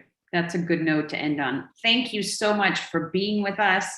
Thank you so much. The country is incredibly lucky to have had your dedication and wisdom and Kansas good common sense for so long. So thank you for everything, Bob. Thanks, Anya. It's a pleasure. Thank you. We will now go on to discuss the future, 2 decades on, what's next for US foreign policy. And we're very lucky to have with us an amazing panel of very distinguished women who've served in the highest levels of the US government to help us through that. So let me introduce Jane Holl Lute, who's the former Deputy Secretary of Homeland Security. She was in that position from 2009 to 2013 after a distinguished career at the United States Army, on the National Security Council staff, and in the United Nations. She's one of the best people to speak on this topic. We have Fran Townsend, who is currently the Executive Vice President of Corporate Affairs at Activision Blizzard. She's had a distinguished career both on the corporate America side, in law, at the Department of Justice, and then of course she served as assistant to the President, George W. Bush, for Homeland Security, and she chaired the Homeland Security Council. Finally, we have Jane Harman, who had a long public career serving 9 terms in the US Congress, including 4 years during after 9/11 as the ranking member of the House Intelligence Committee. She recently completed a 10-year stint as the first female president and CEO of the Wilson Center. And to interview these impressive public servants, we have Susan Glasser, who's currently a writer at The New Yorker, but she also has done many, many things in journalism and is a great observer of US foreign policy. She started Politico magazine. She completely did the revamp of Foreign Policy magazine, and we're very happy to have Susan here to moderate this panel. Susan, I'll let you take it away. Thanks. Well, thank you so much. What an honor to be with all these terrific and insightful policymakers. Batting cleanup, I guess we are, for this 20 years later 9/11 conversation. We've heard a lot of back and forth, I would say, about what to make of this last 2 decades, and what just happened really in the last 2 months of American policy, showing what a dynamic and moving target we have to discuss. But I'm hoping that we can also move the conversation forward with this last discussion. I'm struck, as I'm sure many of you are, by the extent to which a lot of these 9/11 retrospectives, are convinced of a certain set of assumptions, I think, that underlie even very different interpretations. And that has to do with the fact that there was this pivot point in American foreign policy, and now we're at another hinge moment, and this era is definitively behind us, and now we've moved on to some other era. So I want to start actually out by that and say, is that assumption that we're making, is that a correct one? And what do our panelists think about this? Are we slamming the door right now on the 9/11 era, on this notion of a war on terror, and on this notion of an American superpower that operates abroad in a way that perhaps it will no longer do in the future? So I know it's a nice, simple question to start out with. Fran, I'm going to start out with you, actually, since you were there at the very beginning of what did become known as President Bush's global war on terror. Obviously, you didn't anticipate that it would be a 20-year affair, but let me just ask you, do you think that we are slamming the door shut on whatever that era was? And, where are you at personally in terms of thinking about the meaning of this? So Susan, thank you for moderating this. And it's a real privilege to be with my good friend, Jane Harman, again, and back with Jane Lute. It's great to be here. look, as you said, I think for each of us, we have our own 9/11 story. But right now, I think we tend to think in terms of foreign policy as periods, right? When we study them, we study different periods as if these are discrete timeframes, one not impacting the next.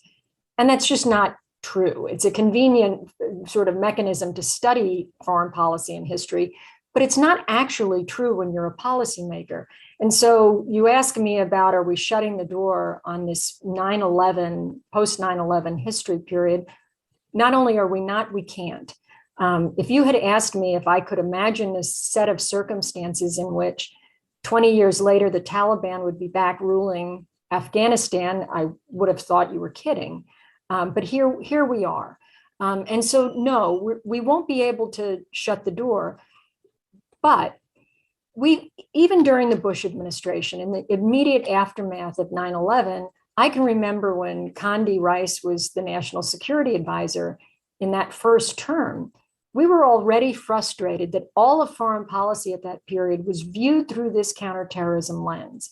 And we knew even then that we had to broaden the aperture and be able to do other issues and deal with other issues in foreign policy.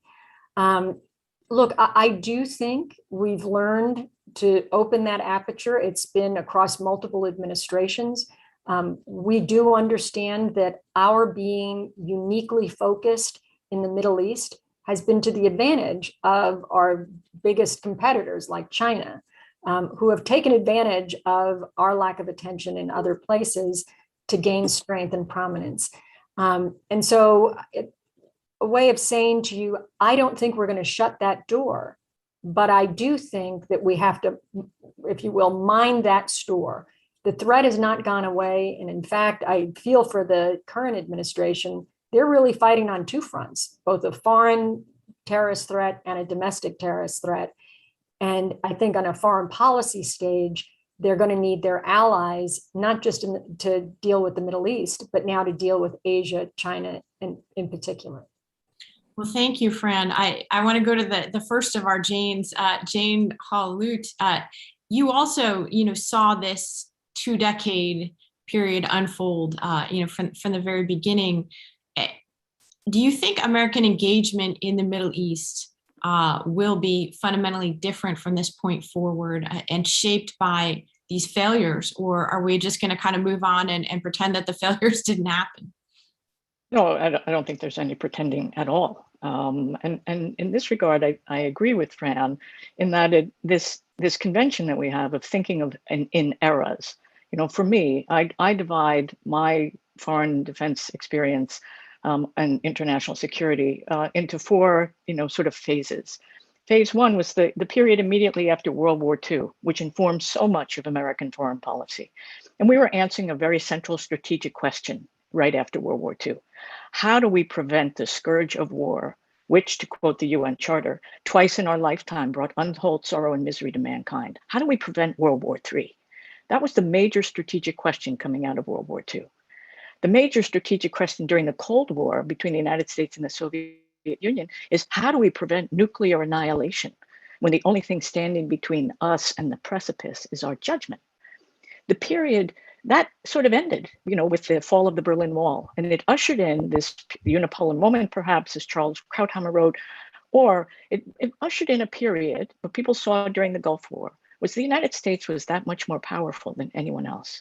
And the real deep strategic question operating through the 90s into the early 2000s was, what will the United States do with its power? And since the Iraq War of 2003 and to today, the major strategic question that's on everyone's mind is just how fragile is the American commitment to democratic values? They see that abroad and they see it at home. So in that sense, I think we are in a very distinct period that sort of brings the 9/11 experience forward. Now, the other thing I will say is domestically and bureaucratically, I think in Washington, the Cold War, civilians and the military had a very robust interchange and dialogue during the Cold War. The concepts that guided US defense and foreign policy were abstract concepts, mutually assured destruction, containment. Civilians participated aggressively in those debates and with stature because, frankly, most of them were invented by civilians. In the post-Cold War period, beginning again through the 90s, the concepts that have dominated American foreign policy have been operational concepts, military operational concepts. Can you move a brigade in 96 hours? Do you know what a brigade is? So we are coming out of a period, we have been in a period, in my view, of an imbalance between the domestic or the civilian and the military voices. And frankly, I think we've been in a period of some unhealthy military idolatry. We're coming out of that. And in part, the experiences in Iraq and Afghanistan have contributed to that change now. So there's definitely a change going on, but there's also continuity. You know, I think I want to really unpack a lot of what you said, especially this notion that we're returning almost to a moment of first principles, if you will, in terms of trying to figure out what American foreign policy is going to be and how much it's challenged by our internal divides and debates. And I think that's a great note to bring Jane Harman into this. What about the politics of American foreign policy? Do you see them as having been sort of colored and shaped by this last 2 decades frame of the forever war? Jane, was that the mistake, at least the political mistake that we made in terms of, having this open-ended authorization for a war that would never end? I mean, in some ways, Secretary Gates just now answered the question, I think right before you came on, with one version of the forever war. But you could argue that it does actually apply to this question of Congress and Washington's version, which is to say that it apparently authorized a forever war. And you were there for that. Tell us what you think. Okay, well, first let me salute Aspen for having the wisdom to have an all-woman panel. I mean, if we want to have a serious discussion, let's have a serious discussion led by Susan Glasser. And to Anya, who is the leader or co-leader, but future leader of the strategy group, you go, girl. I think this is wonderful. And all of us know each other. We've worked together forever. So this is not a new meeting of the minds. I recently wrote a book, Susan, which you may know, called Insanity Defense: Why Our Failure to Confront Hard National Security Problems Makes Us Less Safe. And my theory of the case overlaps with what Fran and Jane said. My theory of the case is not going all the way back to World War II, but going back to the end of the Cold War. I think that we didn't have a strategy going forward. We won, they lost. We were the sole superpower, and a combination of hubris, intellectual laziness, arrogance, list a bunch of things, convinced us that everybody wanted to be us. So in the 90s, we missed the rise of China, which, didn't want to be us, wanted to have a completely separate form of governance and economy. We missed the rise of terrorism. I know that because I was on the National Commission on Terrorism formed by Congress in the late 90s. We were one of 3 commissions that predicted a major attack on US soil. Nobody was listening. And on 9/10/2001, I had lunch with Jerry Bremer, the chairman of our commission, later to be in Iraq. And we were bemoaning the fact that no one was paying attention. Then after 9/11, a good thing happened, which I don't think has been mentioned yet, which is we articulated our problem as America under attack. America was under attack. Not the Democrats did this to the Republicans did this to the Democrats, somebody stole an election. This was all about a more high-minded frame, and the world wanted to come to our aid. To remind you all, Iran wanted to help us. They were not part of the 9/11 story, regardless of claims afterward. Cuba offered us landing rights in their airports when we closed our airfields, fearing a future attack. NATO invoked Article 5. Nick Burns always talks about this because he was the ambassador to NATO. He didn't ask for it. First and last invocation of the common defense provision. And Congress stepped up. This is this is where I'm going with this. Congress stepped up to authorize action against those who attacked us, and in a fairly careful for Congress authorization, and to do other things. Some good, some bad. We can go into that later. But my point is that the 9/11 caused us to have a whatever you want to call it. It was a crucible. We acted wisely for a period And then we fell back into, it seems to me, because we didn't have an overarching strategy after the Cold War, into inattention, arrogance, hubris, and whatever else, over-militarized our response and made a series of mistakes, which has led us to this moment. And I'm sure you're going there, Susan, but I think in many ways we are less safe than we were on 9/11, and we squandered some enormous opportunities to build a more integrated world and to develop a strategy leading with soft power that never happened. Jane, I want to just follow up quickly before I go back to the others. In terms of Congress, do you think it is possible right now, given the extreme polarization and the difference from 20 years ago, this idea that it was a national attack that would have a national response, is it possible to have a national foreign policy at a time when essentially half of the country is going to reflexively disagree with anything that the other half of the country produces? Well, Joe Biden is trying to help make that happen. He has a foreign policy that he has articulated, which is basically moving away from some of the GWAT things, the global war on terror things that were put in place. And I supported some of those things, so shame on me. But he's also urging Congress to repeal and replace the threadbare 2001 AUMF for Afghanistan. And the 2002 one that we enacted, I voted for it based on flawed intelligence for Iraq, really doesn't apply to anything anymore. But so Joe Biden is part of urging a course correction that would reflect some bipartisanship. Will he get very far? Well, not yet, but there is a move in Congress, bipartisan, to repeal and replace the 2001 AUMF. So I guess I'm forever hopeful. If I weren't an optimist, why would I have served in Congress for 9 terms? Well, that is true. I must say, I remember when Barack Obama, endorsed the idea of repealing and replacing the AUMF, and it's been a while since he was president. Fran, we've been talking in a sort of a high altitude, almost abstract way so far. Let's get a little bit more practical for a moment.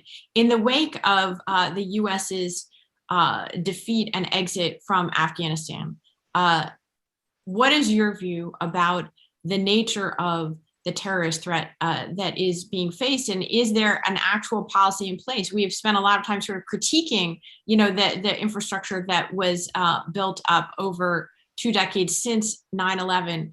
But I see a lot of really contradictory views right now as to whether this does or doesn't actually threaten American national security. What is your view?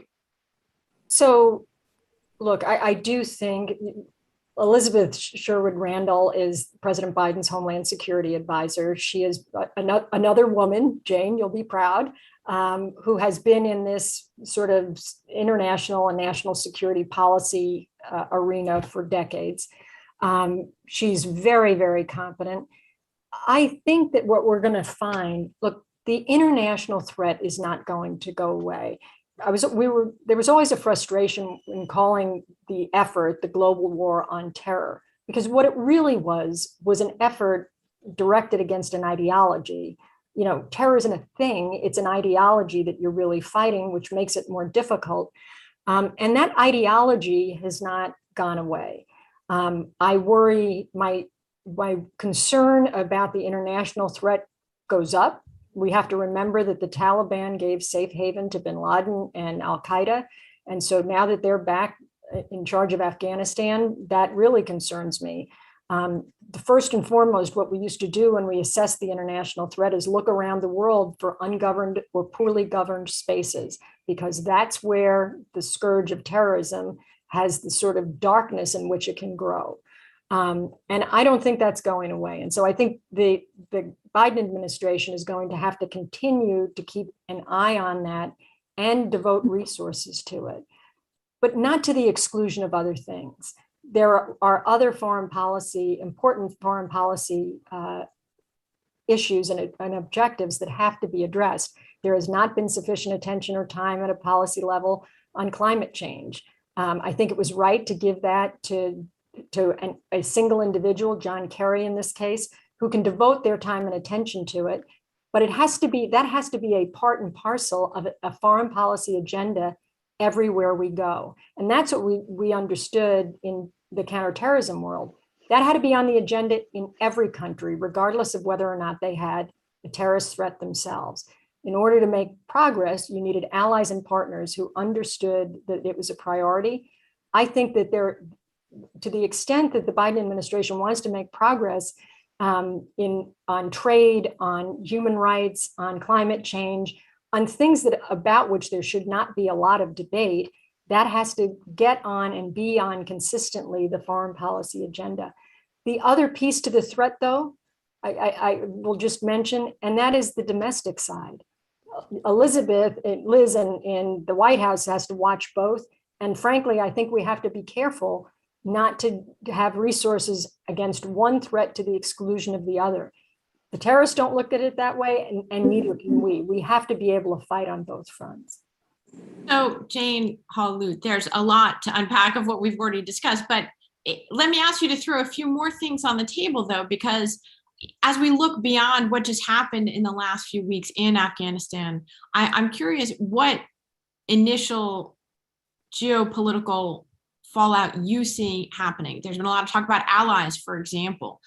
Do you see this as a kind of a permanent problem with the Europeans as they begin to understand that it wasn't just Donald Trump's rhetoric that was causing a lack of consultation between the United States and Europe? So, how do you assess the sort of fallout from Afghanistan when it comes to U.S. allies? What do you think about the region? And Pakistan is something that I think is really not discussed nearly as much as it should be in the context of everything that has just happened, including the ability of the Taliban to wage this sort of blitzkrieg across Afghanistan and to retake power so swiftly this summer. So you've added more, Susan, to the mix. I want to pick up on several points that both you and my co-panelists have made, which I think are smart and right on point. We are a divided polity right now, 50-50, 49-51, whatever it is. This is an environment that permits any policy and compels no policy because you're evenly divided. So you might as well have the satisfaction of doing the right thing. And what is the right thing for the United States right now? The right thing is not for us to go back into a defensive crouch. We don't function very well in a defensive crouch, and the institutions, whether it's NATO or the United Nations, don't function well with the United States in a defensive crouch. We need to take stock of the mistakes that were made, and frankly, I think a lot of those mistakes would fall under what I call violating the Christopher Columbus rule. I mean, in many cases in Afghanistan and Iraq, the United States is guilty of failing to distinguish what's new from what's new to you. There was an awful lot of expertise, both regional expertise and expertise about how we build capable societies. Nation building, I think, is a misnomer. There are nations that exist there, but capable governance, market economic activity, robust civil society based on the rule of law. I mean, this was the agenda of the United States with the Marshall Plan. We wanted capable partners. We didn't want dependencies. And we didn't want client states. So when we look at what does the US need at this moment, particularly with respect to foreign policy, I think we need four things. I think we need a safe and secure homeland, and that has both domestic implications and international implications. I think we need a dynamic economic engine that can generate new wealth. I think we need strong friends and allies, and I think we need predictable relations with others. Now, that economic engine to generate new wealth, that's a high bar. But predictable relations with others, that's a relatively low bar. That's about the rule of law. And forever in my lifetime, the US has been associated with that. And in each of those, you can identify priorities that the United States should pursue. But one of the things we also need to do is to understand how this Homeland Security enterprise, which has grown up over the last 15 years, and Fran had a key role to play in this regard, so did Jane for that matter. When I got to the department in 2009, it was just about 5 or 6 years old. It was not 1 year old for the 5th or 6th time. I mean, there was accumulation of experience and learning and knowledge, and it was largely bipartisan achieved. And we tried to preserve that over the course of my time there. And what you learn is Homeland Security is an important contribution to national security, but it is an entirely different approach to security.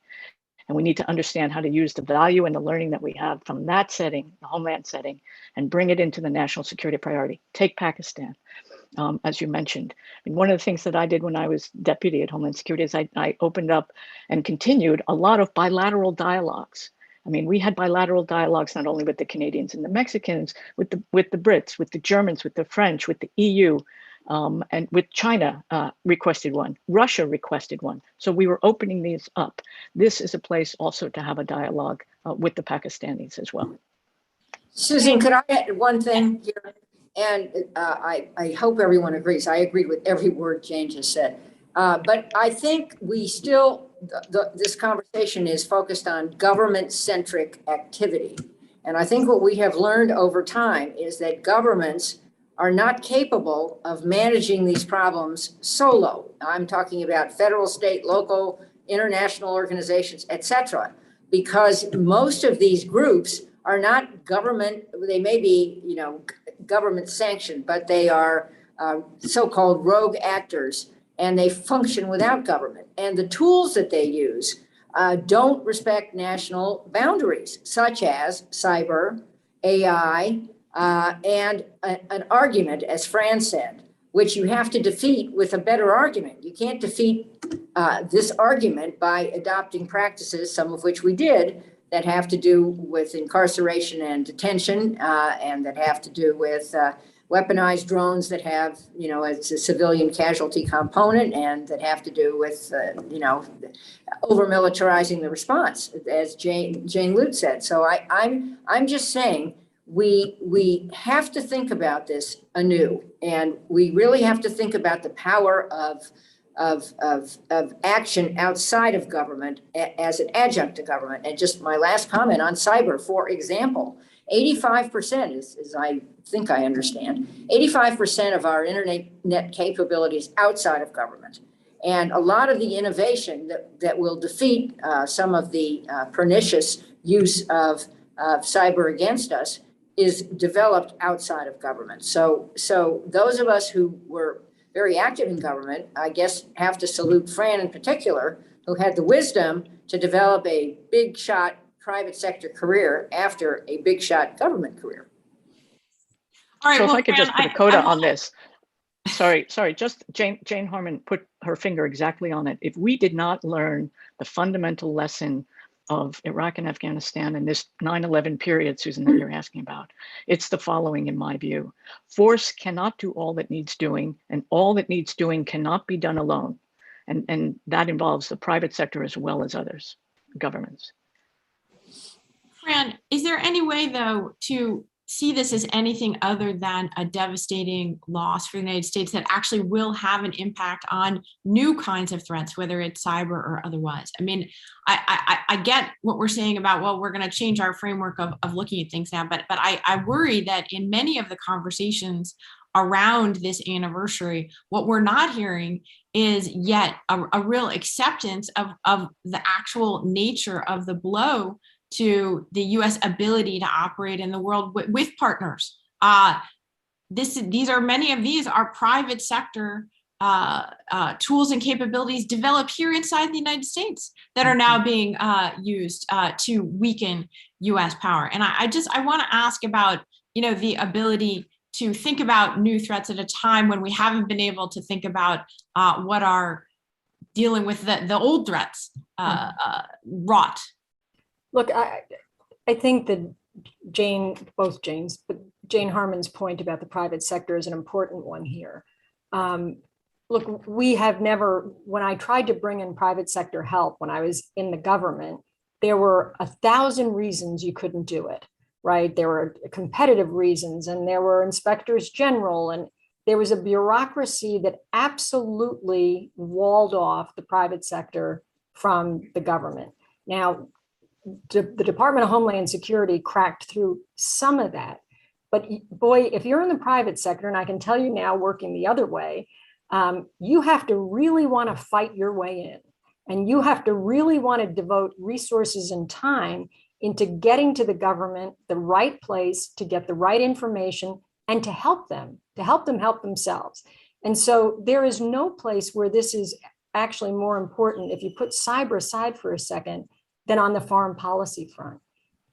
Our business leaders, our corporate leaders travel all over the world. They have their own relationships. They make observations. Many of them are patriotic Americans who volunteer some of that, but we don't harness that in a way that we ought to harness it. I think if you talk about early on, what is the geopolitical effect of this 20-year war against terror? And the answer to me is simple. It's the rise of China. Right? While we were focused solely in the Middle East and solely against this threat, China initiated their Belt and Road Initiative. They were developing relationships all over the world, and financial relationships and dependencies. Nowhere is that more apparent than in Afghanistan and Pakistan. They've built a mining business there. They've been supportive of the Taliban. They funded Pakistan to be supportive of the Taliban. This is why I started with, we have to not look at each problem through a straw. These things are related and we must see them as related. And lastly, you talk about, is the result of this instability in partnerships a result of this 20-year war? In fairness, I think there are a lot of factors. I mean, this was exacerbated during the Trump administration when our allies didn't know what was going to happen from one day to the next. And so I think we've got a lot of repair work. The Biden administration has a lot of repair work now to do to give our allies a sense that we first principles, to use a phrase that others have used, that we are coming back to first principles about what our priorities are and how we are going to work with our allies against our common threats like China. China may be the one place, Jane Harman, in Congress where there is some hope for bipartisan support for foreign policy. So I want to pick up on that with the two Janes, and also encourage anyone who's listening, if you want to throw some questions at us, I'll try to get to a few questions before we have to wrap up today. So please go ahead and put those in the Q&A function. But I want to ask both Janes about this issue of China and kind of America's ability to do strategic foreign policy making, because the truth is that it's not really that we spent 20 years focusing on the Middle East and doing nothing else, in the sense that this is now, by my reckoning, the third straight US administration that's pivoting to China, right? You had Barack Obama, in fact, literally saying, his Secretary of State, Hillary Clinton, wrote an article for Maine Foreign Policy magazine, which said that the administration was going to be pivoting to China, causing much consternation and concern over the use of that term. Donald Trump, not in quite the same way, was pivoting to China and a much more hawkish view of great power competition being the be-all and end-all of American foreign policy. And now you have President Biden, whose top foreign policy advisor, Secretary of State Tony Blinken, came into office saying that China was the top geopolitical problem and challenge for the United States of the 21st century. So lots of rhetoric has been going on for at least half of this post 9/11 period. And yet it doesn't seem that we have managed to strategically pivot or even have the ability to create a strategic vision of American foreign policy that we're executing on. So that's what I want to ask Jane, Lute, and then Jane Harman before we get to some of the audience questions is that, A, is China the biggest geopolitical challenge, and B, is the US capable of doing more than talking about pivoting to challenging it? Yeah, I mean, I'll come back at, you won't like my answer. I think our biggest geostrategic political challenge is not losing faith in each other in this country and attending to our democracy, so that we can get out of this defensive crouch and move forward and engage on a whole range of issues. We've never had the luxury of saying, this is number one, this is number two, this is number three. I mean, there are fair arguments to be made all around. If you ask me, and preventing, securing the security of the American homeland, job one remains preventing another terrorist attack, which has not occurred in the West since 2005 on a major scale. And that job needs to continue. So I think the biggest development affecting our view of China is the rise of cybercrime. And the cyber threat that they pose, and the theft that has been going on for decades of intellectual property and others, but associated with the Chinese military. Coming back to the point Jane Harman made earlier, what is our theory of the case? when it comes to the relationship that the United States wants to have with China. What's our theory of the case regarding Russia? How will we use the alliance? And are these articulable theories? Are these articulable arguments that make sense to the American people so that they can support a unified set of priorities on the foreign policy front and not allow them to continue to be so partisanized? They will always be politicized. I mean, that's the nature of the beast. The danger now is that they've become partisanized. Yeah, no, I mean, just to be clear, I think that's very much on the mark, and it's our internal challenges that are our foreign policy challenges as well as our external ones. Jane, Harman, what about China before I get to some of these other questions? Well, a couple of things. First, I mentioned that in the 90s, hubris, intellectual laziness, and a focus on the so-called peace dividend and no strategy following the end of the Cold War led us to miss China's rise. We missed it, and China didn't want to be us, and China doesn't want to be us. And it took a long time for us to wrap our heads around it. I remember in Congress in the late 90s, I was there voting for, which I still think has its pluses, permanent trade relations with China, a huge market for us, still a huge market for us. Even the folks who support Donald Trump for president and think the election was unfair, many of them think China's a huge market. After 9/11, I think, yes, I love the defensive crouch idea, but I think two other things happened. One, we switched from China embracing to China bashing. And I would argue that both parties do it. And they do it with ease, and that Joe Biden does it too. I mean, that's not his only note on China, but it plays politically to bash China. And there are reasons to bash China. Let me endorse what Jane Lute was saying. But there are also reasons to work with China on, again, threats that cross national boundaries like climate, which we are trying to do, and trade, which is useful for the U.S. and surely for these allies, including the Quad that we are trying to work through and build up in Asia. One good thing we are doing, let's all clap, is sending Nick Burns into the fire. Hopefully he will be confirmed soon. But we couldn't have a better pick for a U.S. ambassador, one who comes with enormous experience, a great temperament, and of course, a huge attachment to the Aspen Strategy Group. So yay, everybody. But my last comment on this is, going forward, we have to walk and chew gum at the same time. Henry Kissinger would say this. I mean, at 98 years young, the guy who, with Richard Nixon, opened the door to China would say that we don't want war with China, that we do want to confront China where necessary, but we also want to build bridges to China. And I shudder to think that there is not very much nuance and capacity in Congress, and certainly too much partisanship, to actually understand the subtlety of that. And ongoing China bashing is not going to get us where we need to go. Jane, thank you. I can't remember the last time I heard the words nuance and the word Congress used in the same sentence. So thank you for that.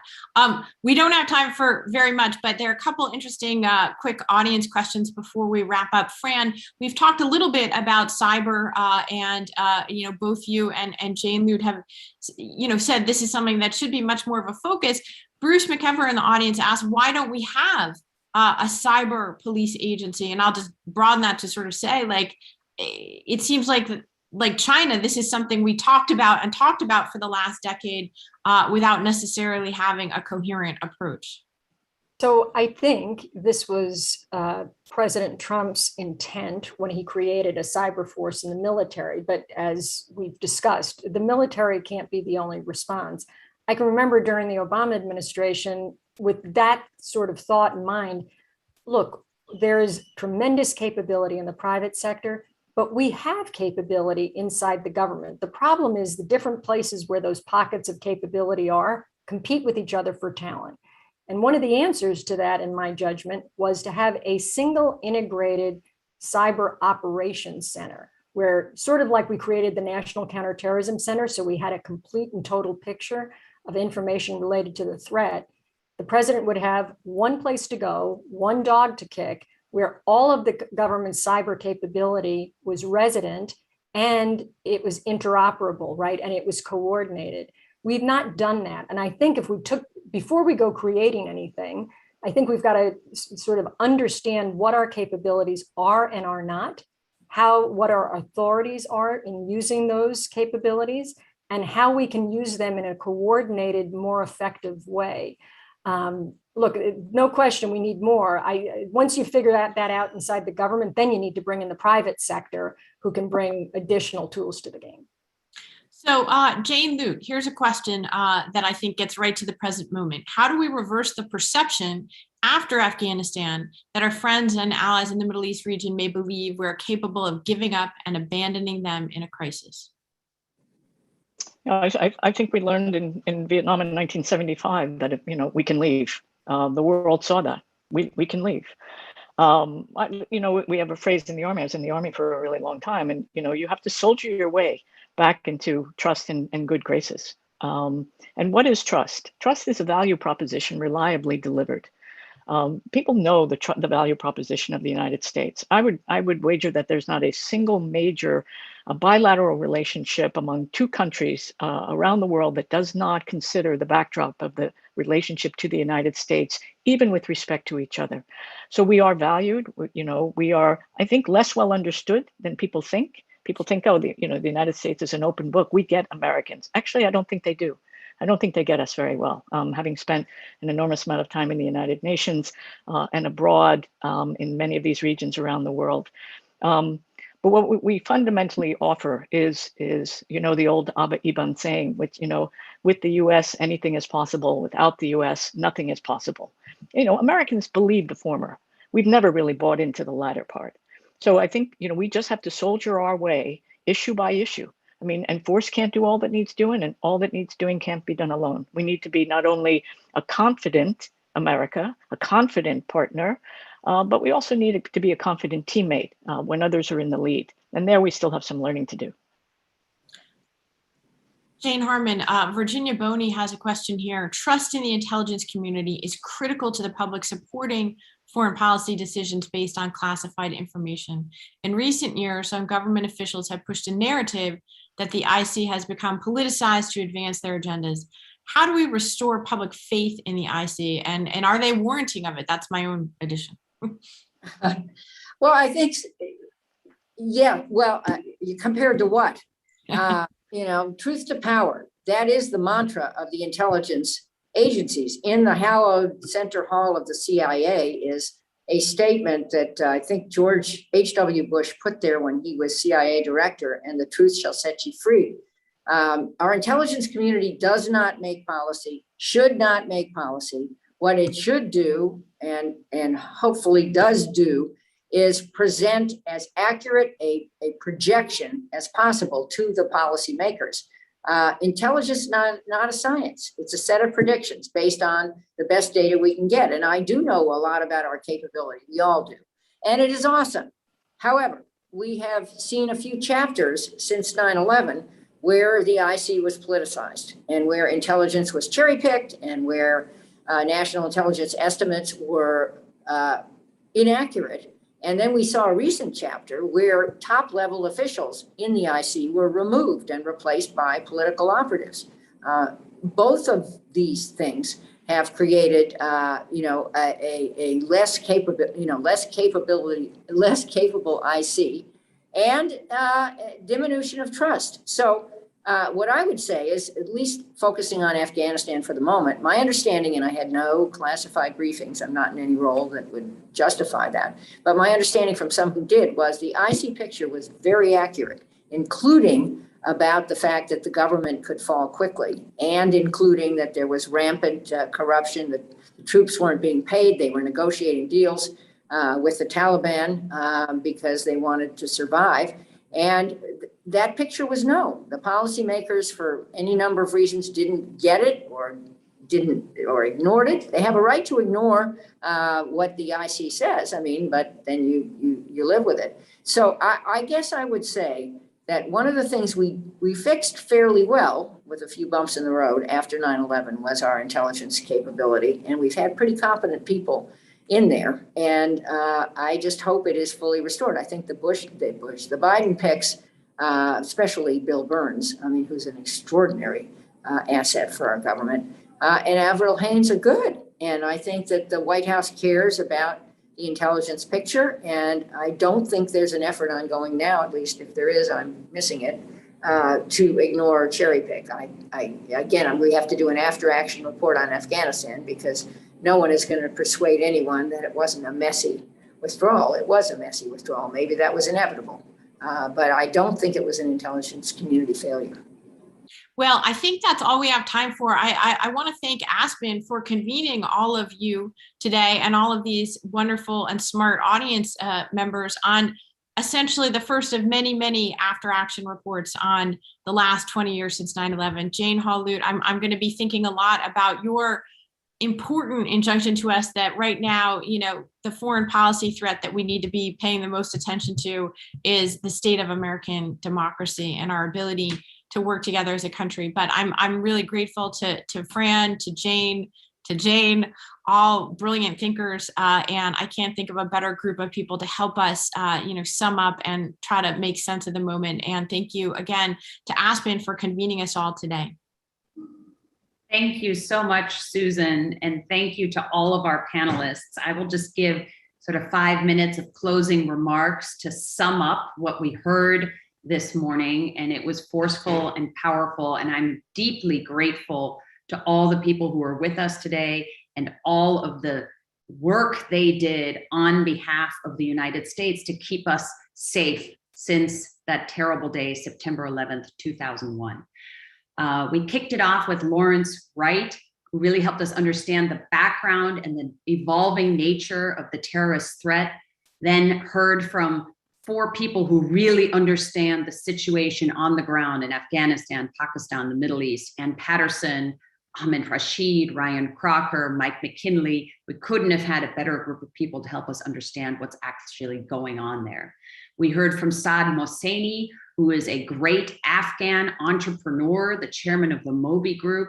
He gave us a view of what Afghanistan really feels like today and what he sees the future. We then heard from former Secretary of Defense Bob Gates and from Phil Zelikow, who were both so involved in prosecuting these wars that they inherited in the middle of the 2000s and were really part of those decisions we made in Iraq and Afghanistan. And finally, we heard from 3 leaders on Homeland Security, Fran Townsend, Jane Holl, Lute, and Jane Harman, to think about what the future holds here. And Jane Harman, thank you for the shout out. We didn't intentionally make it a womanal, but you 3 are some of the great leaders in this field. So we were excited to have you there.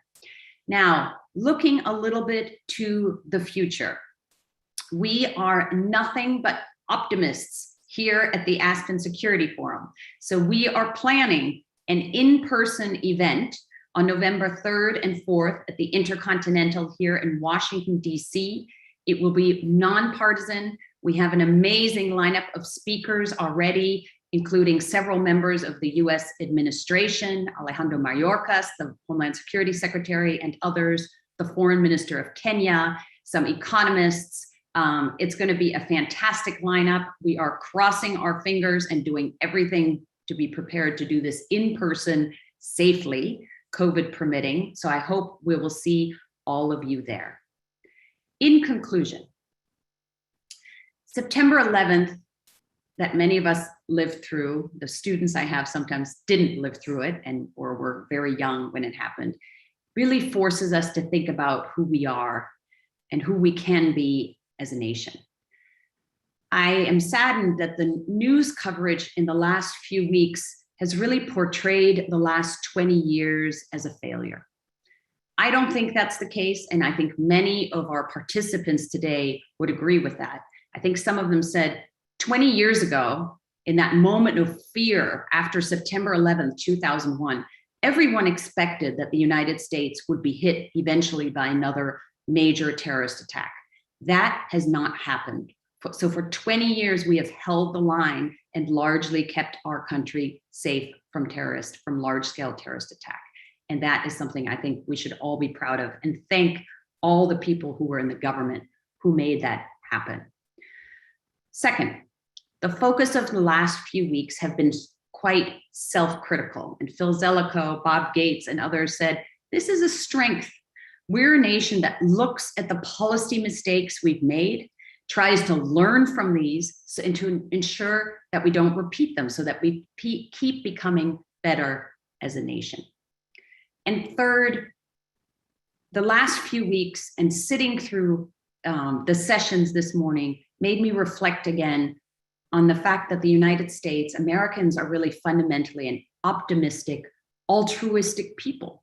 From the thousands of Americans who joined public service after 9/11, all the way to the last few weeks when so many Americans, horrified by the chaos they were seeing at the Kabul airport, opened their homes, tried to extract Afghans the best they could, raised money for food and shelter and baby clothes for the few Afghan refugees that are coming to the United States.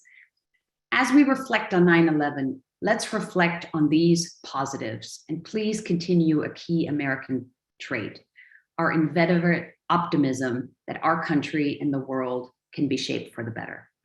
That's what we're here doing at the Aspen Security Forum. We want to do it in a strictly nonpartisan way, and we want to bring people together to discuss these important issues. So thank you for being with us, and I hope you join us again. Thanks.